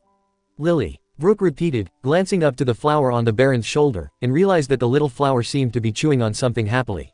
"That wasn't even a lily." "What did you just say?" Luffy screamed at him, his eyes full of rage, staring up at the root. "Don't believe him, Luffy," Sanji yelled. Yet, the Baron went on with a cruel smile curling on his lips, his tone mocking like he was talking to a baby. "You say you won't let me harm them. You'll never let me hurt them." He then began to laugh that sent chills up their spines and echoed across the landscape. "We're not dead though," Usopp yelled, hoping that somehow Luffy could hear him. "He's just trying to get in your head, Luffy." "Damn it," Sanji snarled, shaking all over. That laugh was too much, he wanted to hurt this guy so badly that he'd wish he were dead. "Unforgivable," Luffy suddenly whispered before he snapped, cold rage all over his face. "I won't forgive you," and he threw his arm back to attack. However, the Baron had foreseen this and shot an arrow right through his right hand and pinned him to a boulder just behind him. "OWWWWW." Usopp cried out, hugging his hand to his chest at watching that. "Oh, God, that looked like it hurt." "He probably didn't even feel it, he punched through a spiked cape once, right?" Sanji said, but he was rubbing his own hands as most of the others cringed. "1 arrow," the Baron said, continuing to mock him. "What happened to that determined spirit?" Luffy pulled and tried to free his hand from the arrow, struggling to keep himself from being knocked back to the rock. He wasn't even listening to the Baron taunt him as he stared up at the root, and this time, when the Straw Hats followed his gaze, they saw it. In the one opening on the root they could make out their forms, Nami, Sanji, Usopp, Robin, and Zoro, all unconscious and sinking inside the thing. "What the shitty hell is going on?" Sanji screamed out, "How'd we get stuck up there?" But no one could answer him as the Baron taunted, "While you're struggling, another of your friends will be gone." "What's that bastard doing to us?" Nami screamed as they kept staring up and saw that he was right. Robin was sinking faster than the others. She was being drawn right into the very plant like it was quicksand. "It's like," Usopp whispered, remembering how hard he worked with his pop greens, feeding it. "Feeding," Zoro began, but Luffy was screaming for him to stop it. He's staring up in terror as Robin continued to disappear inside it. Luffy was desperately reaching out as if to reach her, but Robin finally sank all the way in and disappeared. And Luffy couldn't do anything with his arm pinned in place. Rob BBBBIIIIIINNNNNNN. He screamed out in panic. But you're not dead, right? Chopper cried out as he grabbed hold of Robin's leg, as if to make sure she was still there. Of course, she said as she bent down and held onto him in a tight hug, even she was looking shaken at what had just happened. Now, the Baron asked, clearly enjoying himself. Whose is next? Maybe, the cook. Sanji's eyes widened. Luffy tried to attack with his other fist, but just like before, the Baron sent an arrow and pierced his hand to the rock as well. Coward. Usopp screamed at the Baron, who was still smiling that sickly smile. Damn, I can't take this. Zoro yelled and he and Sanji both ran forward to try to attack. There's no point. Robin yelled after him when their attacks went right through him like smoke. We've been over this a million times. This already happened. We're just watching shadows of the past. So what? We just stand here and do nothing. Zoro yelled, Luffy still fighting to get free. But Sanji had just sank into Lily as well, with Luffy screaming out his name before he did so. Blinded by rage, Luffy attempted to use his left leg to attack, but then the Baron sent the third arrow, and this time Luffy's foot was pinned so that he ended up losing his balance and fell to the ground. Come on, Luffy. Usopp tried to scream out, though he felt sick at what he was seeing. Luffy's hands and feet, Chopper whispered, eyes wide as he realized where some of Luffy's injuries came from. This is torture. Brook cried out, running out to try and pull the arrows from his captain's hands but unable to even touch it. He's forced to watch and unable to help. Since you can't see what's happening, I'll tell you, the Baron said silkily. The man with the long nose is now gone. They stared up and saw just the traces of Usopp's nose disappearing. Luffy screamed out Usopp's name this time, now trying to get back up as the Baron mocked him, asking how he intended to fight with just one leg left. Not that it stopped him. Luffy tried a fourth time but failed once more, and with all his limbs pinned, one arrow symbolizing the death of a crewmate, they watched, feeling sick at the sight of Nami disappearing in front of Luffy's eyes. Luffy was now fighting to keep himself from being dragged back to the rock, but he was fighting a losing battle. With Nami now gone, the Baron looked down at him, whispering, you know you can no longer move now. And just when the last of your friends is starting to fade as well. Zoro, Frankie muttered, and Zoro's form was now sinking into it. With the last of his friends at stake, and with nothing left to lose, Luffy did something completely crazy and stretched his neck out in one last-ditch effort to save him. Luffy. No. The current Zoro yelled, knowing what he was risking. He was just showing the Baron one of his biggest weak points. Just one arrow and it'd be more than enough to kill him.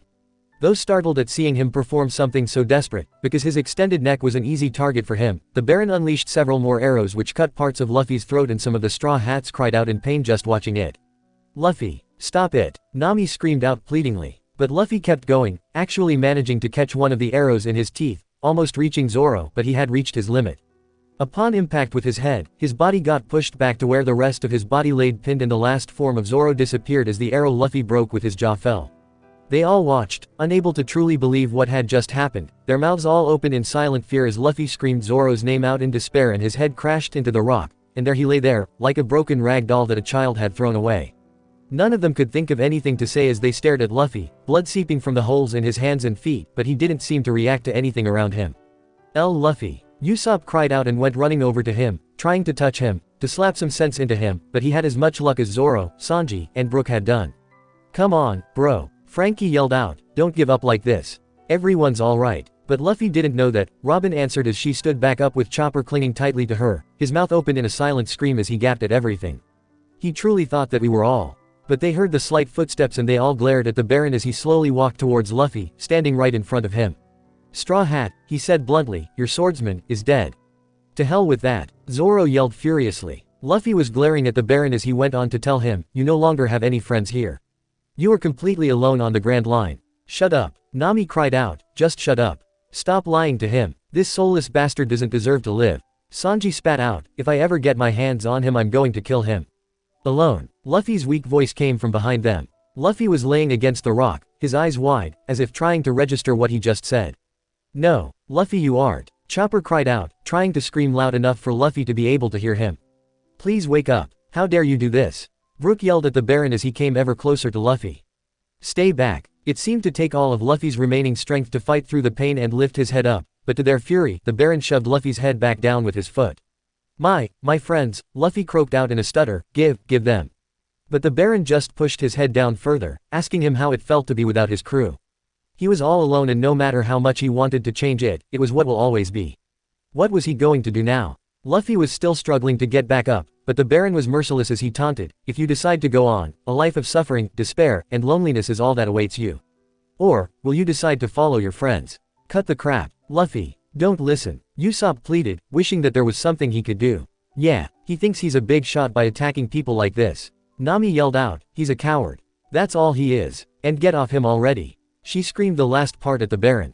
The Baron removed his boot from Luffy's head, and he fell to the ground, unable to move. But as Luffy seemed to struggle to try and raise his head, the Baron grabbed him by his hair and raised him up so that he could see his face. "Let me paint you a picture," he told him darkly. "Almost every captain has chosen death over living a life in solitude. That is the wiser choice, isn't it? After all, a single man cannot be a pirate crew alone, and any captain who can't protect just a single friend is worthless. Now, I'm going to ask you one last time. What will you choose? To live, or die? If you rather be dead than alone, then die." That one sentence was enough to bring them all out of their stunned thoughts, staring wide-eyed at Luffy, silently hoping for a different answer than they knew what he was thinking. "That son of a bitch!" Frankie yelled, his massive arms now aching for the chance to shoot a beam at this bastard. However, they hardly heard him, for they had stopped breathing. None of them could even imagine Luffy wanting to die, but their fear and sadness was replaced almost at once with anger, rage that Luffy wanted to choose that. Out of all of them, Zoro was the one who was the most furious. He wanted to grab Luffy by his shirt and shake some sense into that thick, rubbery head of his.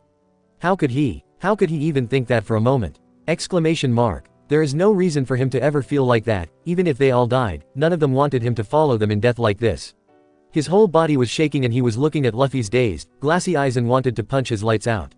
He was furious that Luffy had ever thought about wanting to die, and maybe he was also a little ashamed. Ashamed that he couldn't have stopped something like this from happening. How could they forget this? Though if they were really sucked into that thing, would it really be a surprise that they didn't know? The whole time, Luffy didn't say a word. The Baron, however, seemed to guess what his answer was as he dropped him and left him there, walking back a few paces. "Just as I thought," he answered, "being alone is much too painful for you to bear." He raised his bow and created another arrow out of nowhere. "Time to die," he said softly as he fitted the arrow into the string, and they could hear it being pulled back. They all knew that there was nothing that they could do, but they couldn't stop themselves from standing between Luffy and the arrow, ready to fight no matter what it took. But as the Baron readied the arrow, pointing right above Luffy's heart, with Luffy not doing anything to resist, they heard the ground crumble and jerked back to see that the ground beneath Luffy seemed to have given way and Luffy was pulled down the hole, and the memory faded for a moment there. "I don't know what to say to any of this," Zoro said, turning away and pacing the area, aching to find something to break. But no one else bothered to speak, except for Chopper, who asked, "But how did Luffy fall through the ground?" Puffing deeply on the cigarette, Sanji answered, "I think that we might be able to thank Brief for that." "You think?" Frankie asked in surprise. "The guy lives in a hole," Sanji pointed out, "who else could it have been?" "But we weren't dead," Usopp repeated once again. He got up and faced them all. "I mean, we're all right here, aren't we? So we survived. Luffy had to have saved us. If we were swallowed by that stupid plant, then we were still alive inside that thing, right?" "Yes," Robin agreed softly, "we were probably being digested, so if Luffy hurried, he could have saved us." "Digested?" Brooke gasped in shock. "Only thing I can think of," she answered, and the memory was back. They were back in Brief's hideout with the Tea-Room pirates all there and wrapping up his hands and feet. Rosa took charge and was dabbing at Luffy's wounds with medicine, and a patch was placed over Luffy's right eye as she told her brother and sister to wrap up his hands and feet. Luffy seemed to be left in shock, filthy and covered in blood. They all felt their insides ache at seeing this just as the door opened and Brief came running in, asking how he was. "He's hurt pretty bad," Papa said just as Brief grabbed him by his vest and began to shake him violently. Chopper let out a cry of anger, telling him to let go. The Tea-Room pirates were also telling him to stop, but Brief was yelling for Luffy to wake up and snap out of it. But Luffy seemed completely out of it as he whispered, "My friends, it's my fault."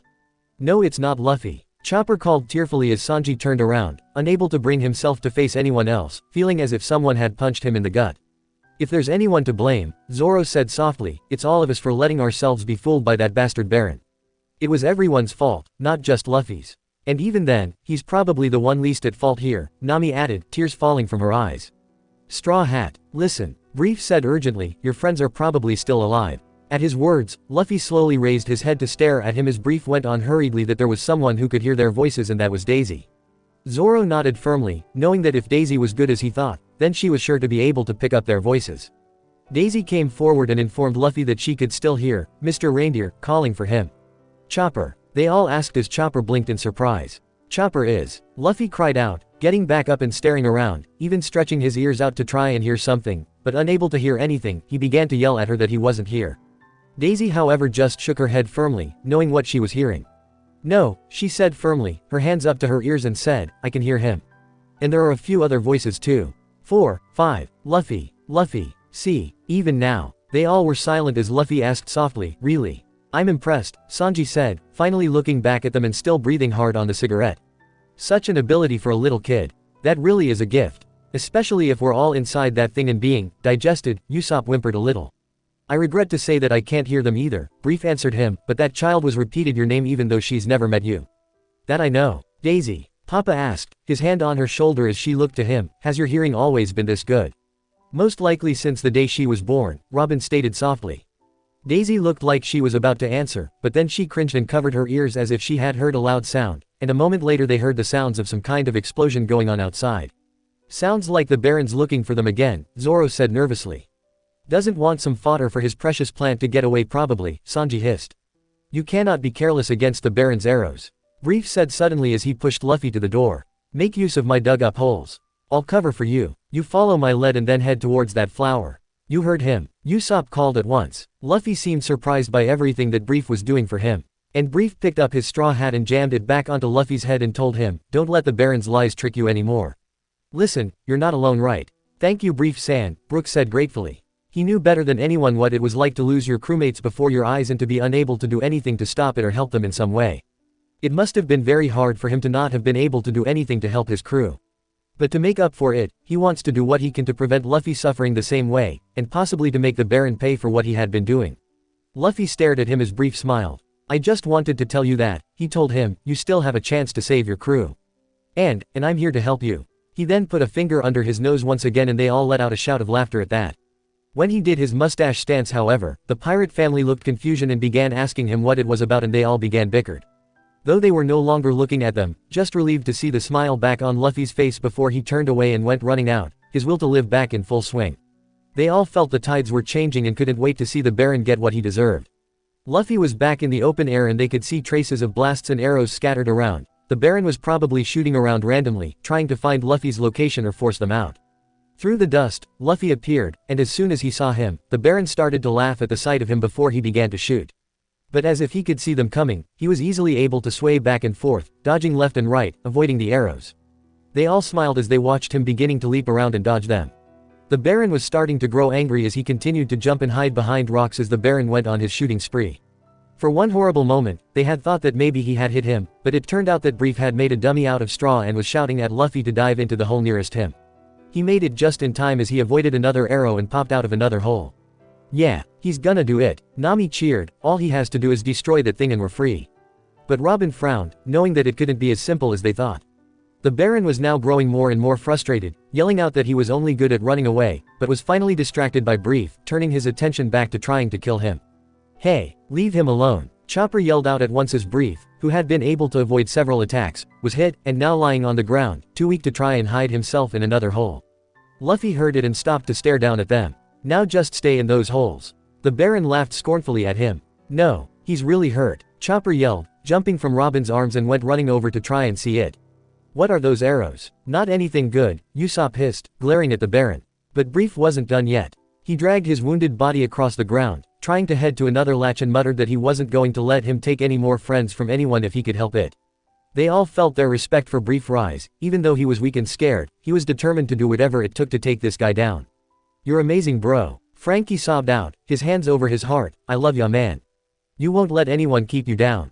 The Baron however looked far from impressed. Brief then proclaimed loudly, so that none of them could hope to miss it, as of now, I'm one of his friends. And they were all with Luffy as he slowly turned back to stare down at him. The Baron on the other hand just started to laugh horribly, as if he couldn't find anything funnier than that. Friend, he repeated in great amusement, how delightful. He then turned his head so that he could address Luffy, telling him that this new friend of his was once the captain of a crew that he had killed. A man who had pleaded for his own life, who was alone, scared, and pitiful. Who would consider this man to be a friend? He's a better man than you'll ever be. Brook declared furiously. Yeah, you want alone, scared, and pitiful then try looking in a mirror.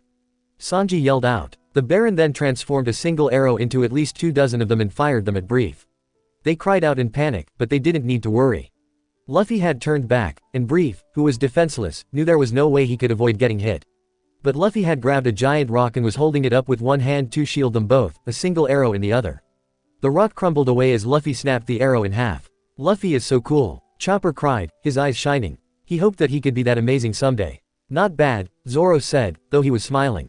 And he smiled even wider as Luffy finally made a fist and, with full force, he sent it towards the Baron, punching him so hard in the face that he was sent flying back and crashing into the rock. God, you have no idea how good that felt to see that bastard get his due. Sanji moaned out with enormous satisfaction of seeing the Baron now get knocked on his ass. I warned you, Luffy yelled, I will never let you hurt my friends. That's Luffy for you, Nami smiled as Brief was staring up at him.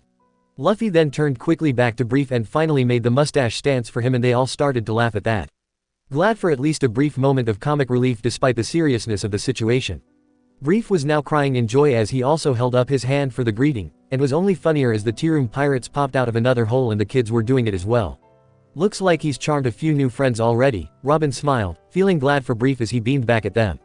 Still, their moment was over and Daisy yelled at Luffy to hurry up and save the others now. She's right, Frankie yelled, trying his own tears as he said loudly, go and get them back, Captain. Once you do that, they can take them underground while you deal with that jackass Baron.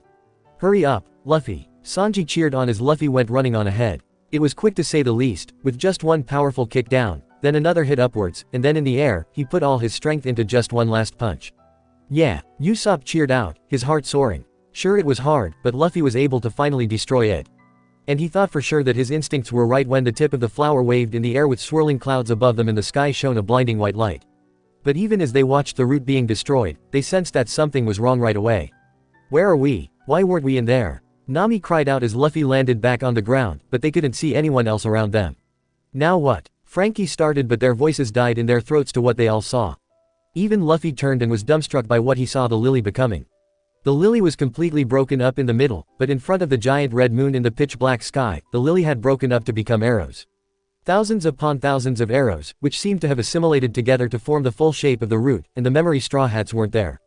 They had all seen terrifying things in their lives, but this had to be one of the scariest things yet. What is this thing? Zoro asked, his eye wide as he stared at the forms of the arrows just hovering in the air, fighting against gravity, as if waiting to be fired. Out of all of them, Luffy was the first one to find his voice as he shook their shaking. Where are they? Where are Zoro and the others? Where? But the dark shadow behind him was slowly rising to his feet again and they realized that the Baron was up. They all turned to see that the cute flower on his shoulder began to give a dark giggle as black spots began to form on its innocent-looking face. The Baron's face, almost inhuman, reminding them all of Saga when he was possessed by the sword, as he said two words. Right here. That voice sent waves of dread throughout each of their bodies as the Baron threw his bow away, hitting Brief before the flower began to change.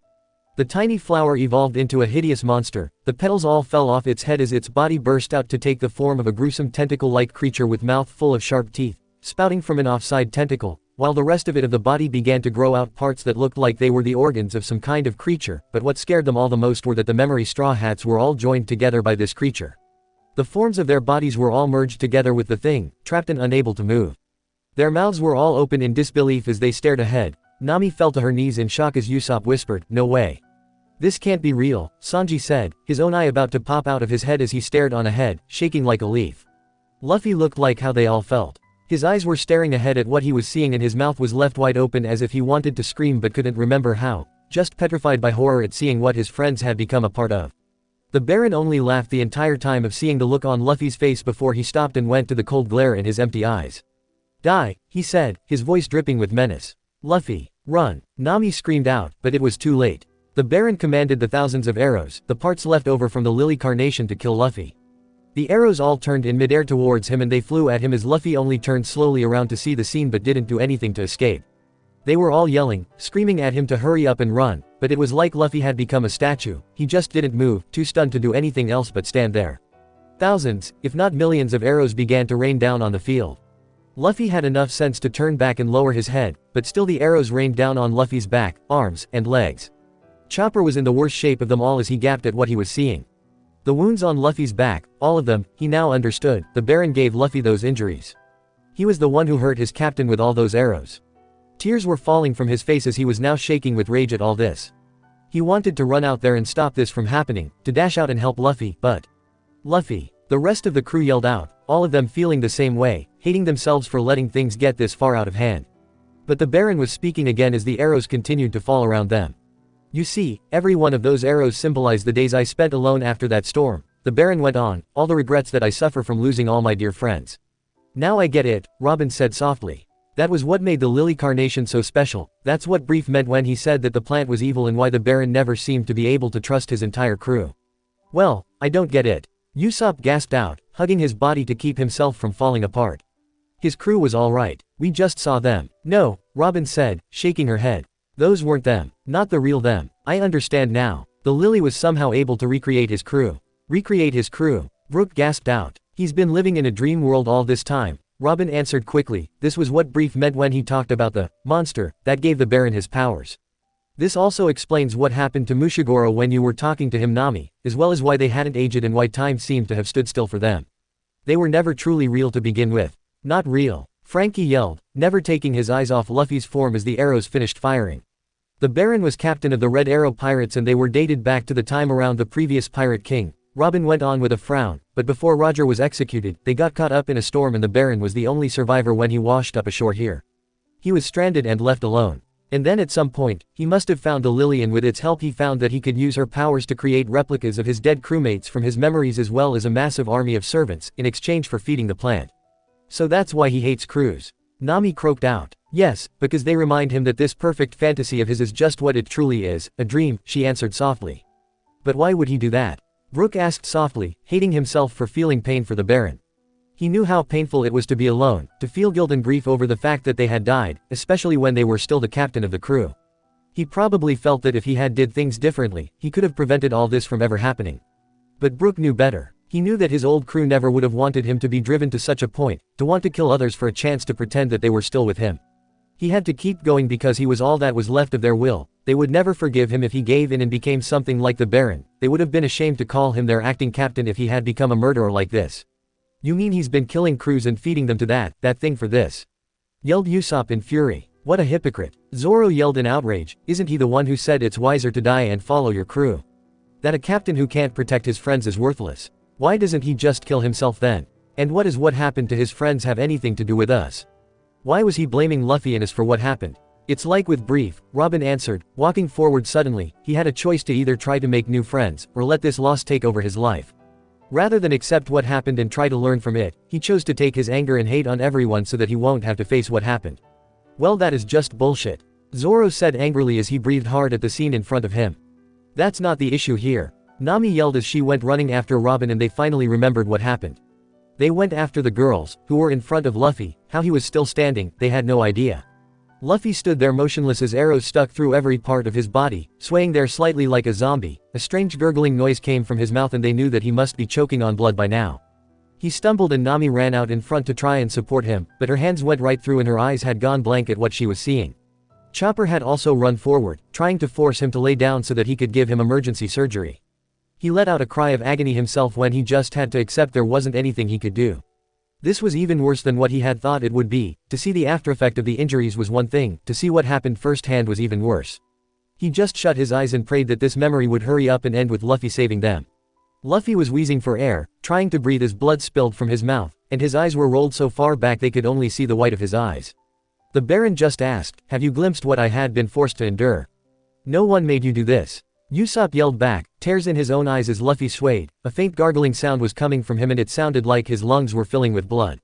Luffy, don't try to move. Chopper screamed, wishing that he could touch him just once, to help him as everyone gathered around him, as if hoping that they could shield him from the Baron's next attack. But Daisy hadn't given up. She was screaming at him not to lose. Telling him that they were all still alive and were cheering for him, cheering his name, telling him that they knew he could do it. We were, Nami whispered, glancing back in terror to see her twisted form still bound to the plant. How could she be saying anything when they were held like that? So, please don't lose. Daily finished screaming. Luffy heard her however as he began to walk forward, hearing the sounds of the arrows hitting each other. They all wanted him to stop, not to make his wounds worse. But he kept walking. The arrows covered the ground so thickly that he was cutting himself even worse as he forced himself to watch, blood squirting from the arrows on his back, all of them sticking to him like a pincushion. But then Brook told him to be quiet for just a moment and when they closed their mouths they could hear them, their own voices. Luffy, Luffy, Luffy, Luffy, Captain, Luffy. It was like they were whispering to Luffy from across a great, echoing valley. They could hear the traces of their voices speaking to him. He can't hear us now? Chopper asked, eyes wide, able to pick up each one of their voices whispering. Like we said before, Sanji whispered, understanding what was going on. Under a great deal of stress, Haki can awaken. And now his observation Haki has woken up through all the stress of everything that's happening here, Zoro said, now he can also hear us. Which means that Luffy knew for sure that they were still alive and that was why he was going to keep going until he saved them. Despite how worried he was about Luffy's wounds, he couldn't help but want to cheer him on and see him beat the Baron once and for all. And I don't think that you can get more stressed out than this. Usopp yelled, wiping the tears away as Luffy kept forcing his battered body to stumble through the field of arrows. The Baron was finally looked terrified at seeing Luffy coming towards him as he muttered, give them back. Luffy, Chopper said tearfully as he watched his captain force himself to keep going. My friends, he said despite the blood that continued to spill from his mouth as he coughed, my friends, give them back. He finally hissed, raising a shaking arm that was riddled with arrows. Luffy, they heard their voices ask, and they knew that they could hear his voice. Even though they were all cold at seeing this, it made a small part of their hearts warm a little at that. After all the confusion and anger that had festered between them all thanks to the Baron, they were all reaching out for Luffy as a crew once more. Here, they hadn't lost to the Baron, they were more of a crew than the Baron could ever have been with his. And this was proven from the look of terror on the Baron's face as he gaped at him like a fish out of water, unable to believe how Luffy could still be alive, how he could still be fighting for them. Yes, just like that, they could hear Daisy cheering in the background for him as he held his hand out, as if hoping to grab the Baron and rip his crew away from him. How can he fight with all those things stuck in him? Usopp demanded. And he's also internally bleeding. Chopper cried out fearfully, at this rate he'll go into shock and bleed to death. But there was another person who was willing to try to fight. Papa came running up from the group, picked up the bow and one of the arrows before he stood there, looking ready to fire at the Baron. The Baron, who was still distracted by Luffy, didn't notice, however the Lily Carnation did. It turns its mouth towards him and startles him so much that he was shaking so badly that he could hardly hold the arrow straight. Yeah, that's right, you can do it, Frankie cheered on, hoping that something good would happen for once. No one messes with his crewmates and gets away with it. The Lily's neck was extending and coming closer, green drool dripping from its mouth as it made that disturbing gargling laugh. Come on, you have to either shoot or run. Sanji yelled at once. Daisy was cheering for her father on, telling him that she knew that he was strong. That she believed that he could do it, with Rosa and Rick also yelling out words of encouragement. You heard them. Nami screamed, if you don't shoot, I'm gonna kick your ass. As if he heard the threat, Papa closed his eyes as he pulled the string back as hard as he could before he let it fly. The arrow took flight and they all seemed to hold their breath as they watched it fly. It struck the lily through its mouth and blew right through its head. Guts, juice, and innards were scattered all over the ground. Oh, gross, Nami yelled, her hands over her mouth as she watched. The Baron's face was stricken as he watched the lily explode and the combined structure of the memory straw hats fell from his shoulders and the field of arrows had all vanished like a puff of smoke and Luffy almost fell to the ground with the sudden absence of the arrows and his wounds opening at once.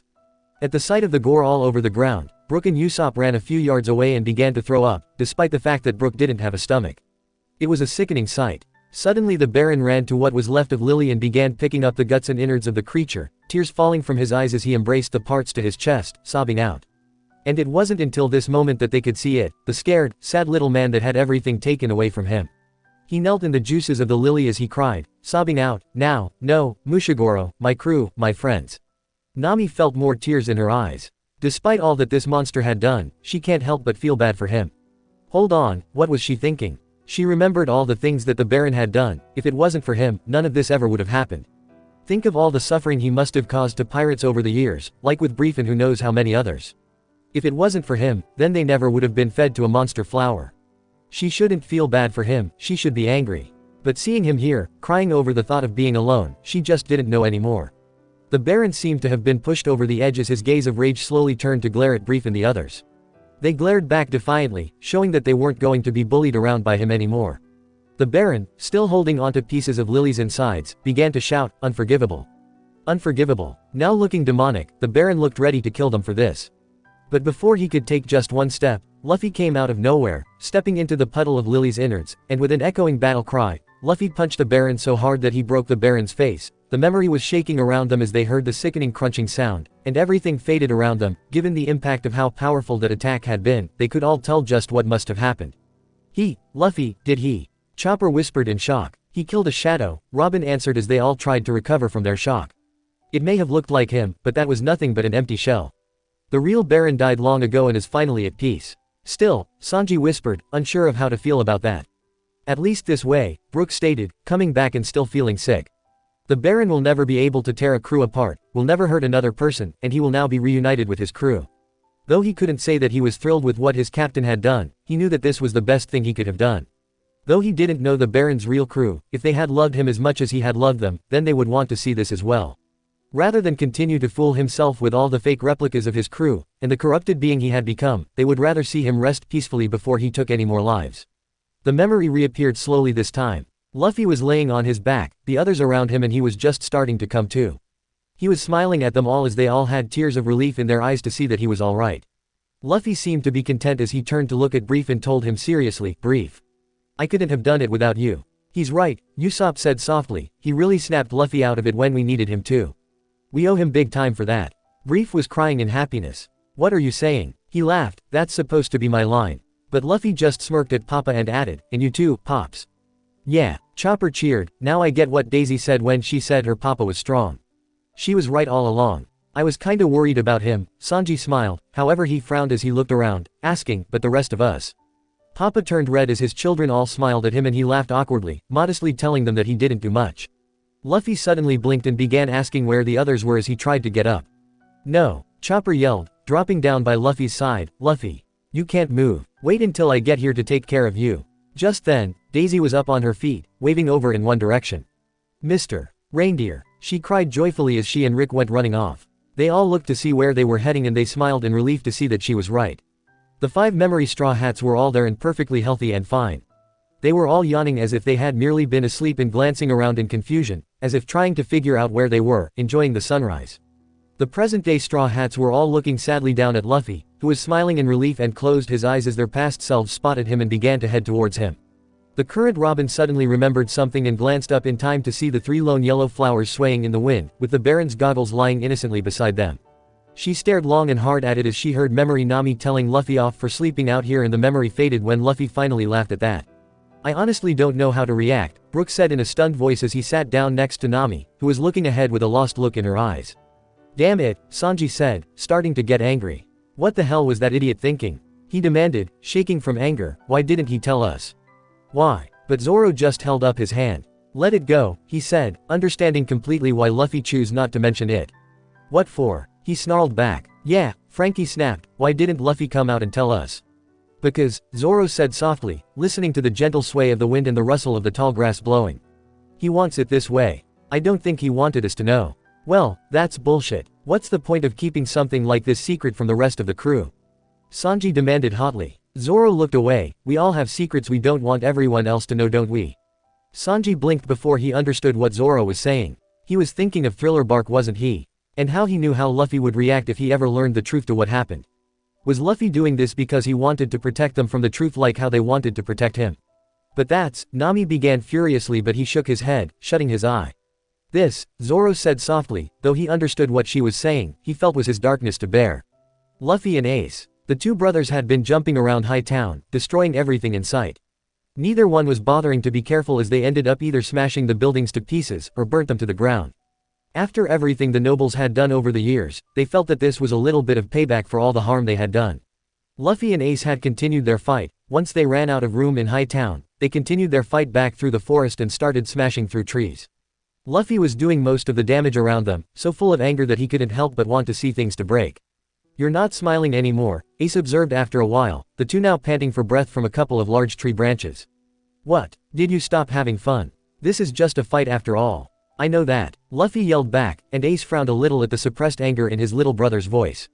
"What's wrong?" he asked, though he already knew the answer to that. "Nothing," Luffy yelled, holding up his fists, "just fight me already." Ace just stood there for a moment before he jumped and landed back on the hard ground, with Luffy still glaring at him. "No," he answered, and Luffy stared at him before he seemed to grow angry again and jumped down to join him. "What do you mean?" he demanded hotly. "Didn't you want to fight me?" "Yes," Ace answered softly, "but not like this." "What are you talking about?" Luffy yelled. "I'm fighting you one-on-one like you said." "You're not thinking straight, Luffy," he informed him. "You're upset and you're letting that get in the way of our fight." "No, I'm not," he yelled, and in anger he ran forward to throw a punch. But this time, Ace didn't move, he just stood there and let Luffy slug him in the face. Luffy's eyes were wide for only a moment before anger was replaced quickly. "What's the big deal?" he demanded as Ace looked back at him with an empty expression. "You just let me hit you." "I won't stop until you tell me what the problem is," Ace said firmly. Luffy only yelled in anger again as he slugged him once more. Again and again, he hit Ace, but his big brother never raised an arm to protect himself. Luffy let out a cry of anger, demanding to know why his brother wouldn't fight him anymore. "I will," Ace said, his face now dirty and bruised, "but only if you tell me what's wrong." "Nothing," Luffy insisted, but Ace gave him a firm look. "Come on," he said, "I know you. You're upset about something but you don't want to tell me." He thought for a moment before he sighed. "You're angry with me, aren't you? For dying?" Luffy blinked again before he said loudly, "No. That's not it. This isn't like you, Luffy," Ace reminded him. "That's the problem, isn't it? You're angry with me, but it's yourself that you really want to be hurting right now, right?" Luffy glared at him, and Ace could see his hands were shaking a little before Luffy seemed to lose whatever anger in him and lowered his arms in defeat. "What were you thinking?" he asked him quietly, and Ace didn't need to ask what he was talking about.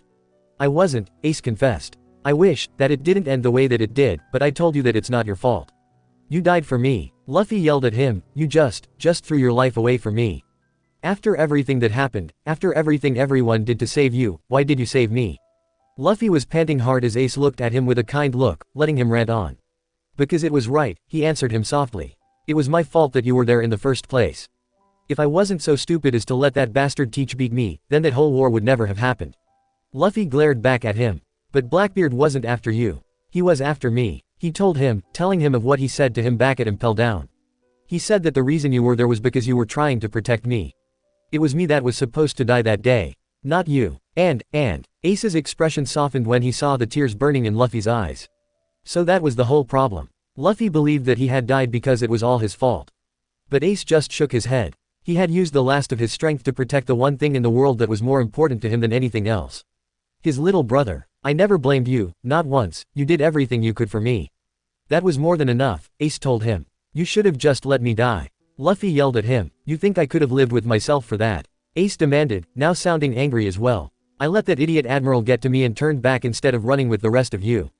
It was my fault that you were in danger, don't you get it? I couldn't move," Luffy yelled, tears now falling down his face despite his best efforts to keep them locked up. "I just sat there. Of course you couldn't move," Ace yelled. "Even monsters have limits. You risked yourself for me countless times in those few days. More times than I had for you. Don't you see? We're even. We don't owe each other anything. The only thing you owe me is to keep living. And to forgive me for what I did." Luffy stared at him as Ace was now the one breathing hard. "I'm sorry," he said quietly, "for wasting everything you went through for me." "Shut up. Just shut up," Luffy screamed at him, shaking his head at the memory of holding Ace's body in his arms as blood soaked through his clothes and onto the ground. And suddenly he couldn't hold it back anymore and he started to cry. Ace walked up to him and wrapped his strong arms around him and held him to his chest gently as he let Luffy bawl his eyes out. "I hate you, I can't forgive you for this," Luffy cried out, but Ace merely smiled. "You could live without me," he told him softly. "But I couldn't live without you," he added in thought. For the first 10 years of his life, he didn't have anything to protect but himself. He had to put up with being hated and despised, and over time, his heart began to freeze over. Maybe that's why he felt that Luffy could understand him in a way that no one else could understand. After all, though Luffy didn't know about it at the time, as far as the world was concerned, the two of them were never supposed to exist. He couldn't help but smile as he pulled Luffy tight against him. It broke his heart for Luffy to be the one to hold him as he died. But at the same time, he was glad because he was still alive. He could feel his heart beating through his chest as he held onto him even as his own had slowed down to a stop. That alone was enough for him to die in peace. He remembered seeing that same boy as a pain in the ass and had tried to get him to just stop following him many times before. But then one day he stuck his neck out for him and Sabo. He couldn't help but demand Luffy tell him why he did it. Why would he do that for a couple kids who had hurt him so much? It was because he was just a lonely kid like the both of them. For the first time in his life, he had been given something to protect. To give him something to look out for and a reason to live, to protect his little brother. And he held on to that reason for the rest of his life. Though he didn't know about it, Luffy was the son of a criminal, dragon. Garp had made sure that Luffy never found out about it, but he knew, he kept it a secret from everyone else, even his own family on Whitebeard's ship, even from Luffy. Because Luffy gave him the courage to try not to care about Roger when it bothered him deep down. Luffy just laughed and didn't care what anyone else thought of him, and so Ace did what he could to do the same. He only had one regret, dying before he could see Luffy take the title that he deserved. Even though he had originally wanted to make Whitebeard the king, he knew that Luffy was the only one who could truly claim that title, he knew it in his heart. This was his little brother after all. Why would he feel so guilty over his death? Didn't he see how fair a trade it was? Luffy gave him a reason to keep living and the courage to keep going. He changed into the person he was because of Luffy, and because of who he was able to form the Spade Pirates and sail to the Grand Line, became part of Pop's crew, made countless friends and allies. It was all because Luffy had melted his frozen heart. That was why he always knew that Luffy was the stronger one between the two of them. Luffy could still keep going with the rest of his life if he had died, but Ace never would have been able to live with himself if he let Luffy die just to save his own pathetic life. Never once did he believe that anyone would cry over his death, but Luffy did care about him before anyone else did. And besides, he always knew that a pirate's life was fun and adventurous, but usually short. Only strong pirates like Pops were lucky enough to live so long. And though his own life was short, he lived to the fullest. He had wanted to find a reason for his living and he lived searching for that one answer. He was a monster as a kid and he knew it. Even Garp was worried about him, and Ace just couldn't help but ask him that one question. He asked him if he thought that it was alright if he was born. Garp, his only answer was that he would learn that if he continued to live. That as long as he was alive, he'd discover that answer one day. Ironic that it wasn't until he was being held by Luffy with that hole in his chest did he truly find his answer. That he was able to say before he died, to just say it once, I'm glad that I was born. For all the suffering that he put Luffy through for the last 2 years, for him grieving over his death, he was truly sorry. For not being able to honor all the suffering his brother went through for him and leave that battlefield alive like how he had wanted. He only hugged Luffy even tighter as his vision was starting to become watery. And he was also sorry for yelling at him to just leave the battlefield, that it was embarrassing to have him there to save him. Though he just wanted to get him away from all the fighting, he didn't want him to suffer for his mistakes. He knew the pain that would come the moment he became the human shield, but the thought of letting his little brother die was so much more painful. And he honestly didn't regret what he did. If he had to go back and do it all over again, he'd do it in a heartbeat. But I mean it, Ace whispered to him firmly. I meant every word. I have no regrets, I was just so happy to be alive. Thank you. Stop talking. Luffy cried, finally returning the hug that Ace was giving him. I hate you. How could you do that? I never asked you to save me. I hate you. I can't forgive you for this. But Ace just held him there tightly as he continued to sob into his chest. And for the first time, in a long time, Luffy truly felt safe again with his brother's arms there, protecting him as if they were still kids and Ace was keeping the nightmares at bay. Ace just smiled as Luffy continued to scream out that he hated him, because he knew that he didn't really mean a word of what he was saying. Finally, Luffy just shut his swollen, bloodshot eyes and pressed his face against his shoulder as he told him, I'm sorry, I'm so sorry. No, Ace whispered gently with his face buried in Luffy's messy hair as he shut his own eyes when the tears began to fall and mixed with his brother's hair. It's not your fault. It was never your fault, and even if it was, I don't blame you. And I never will.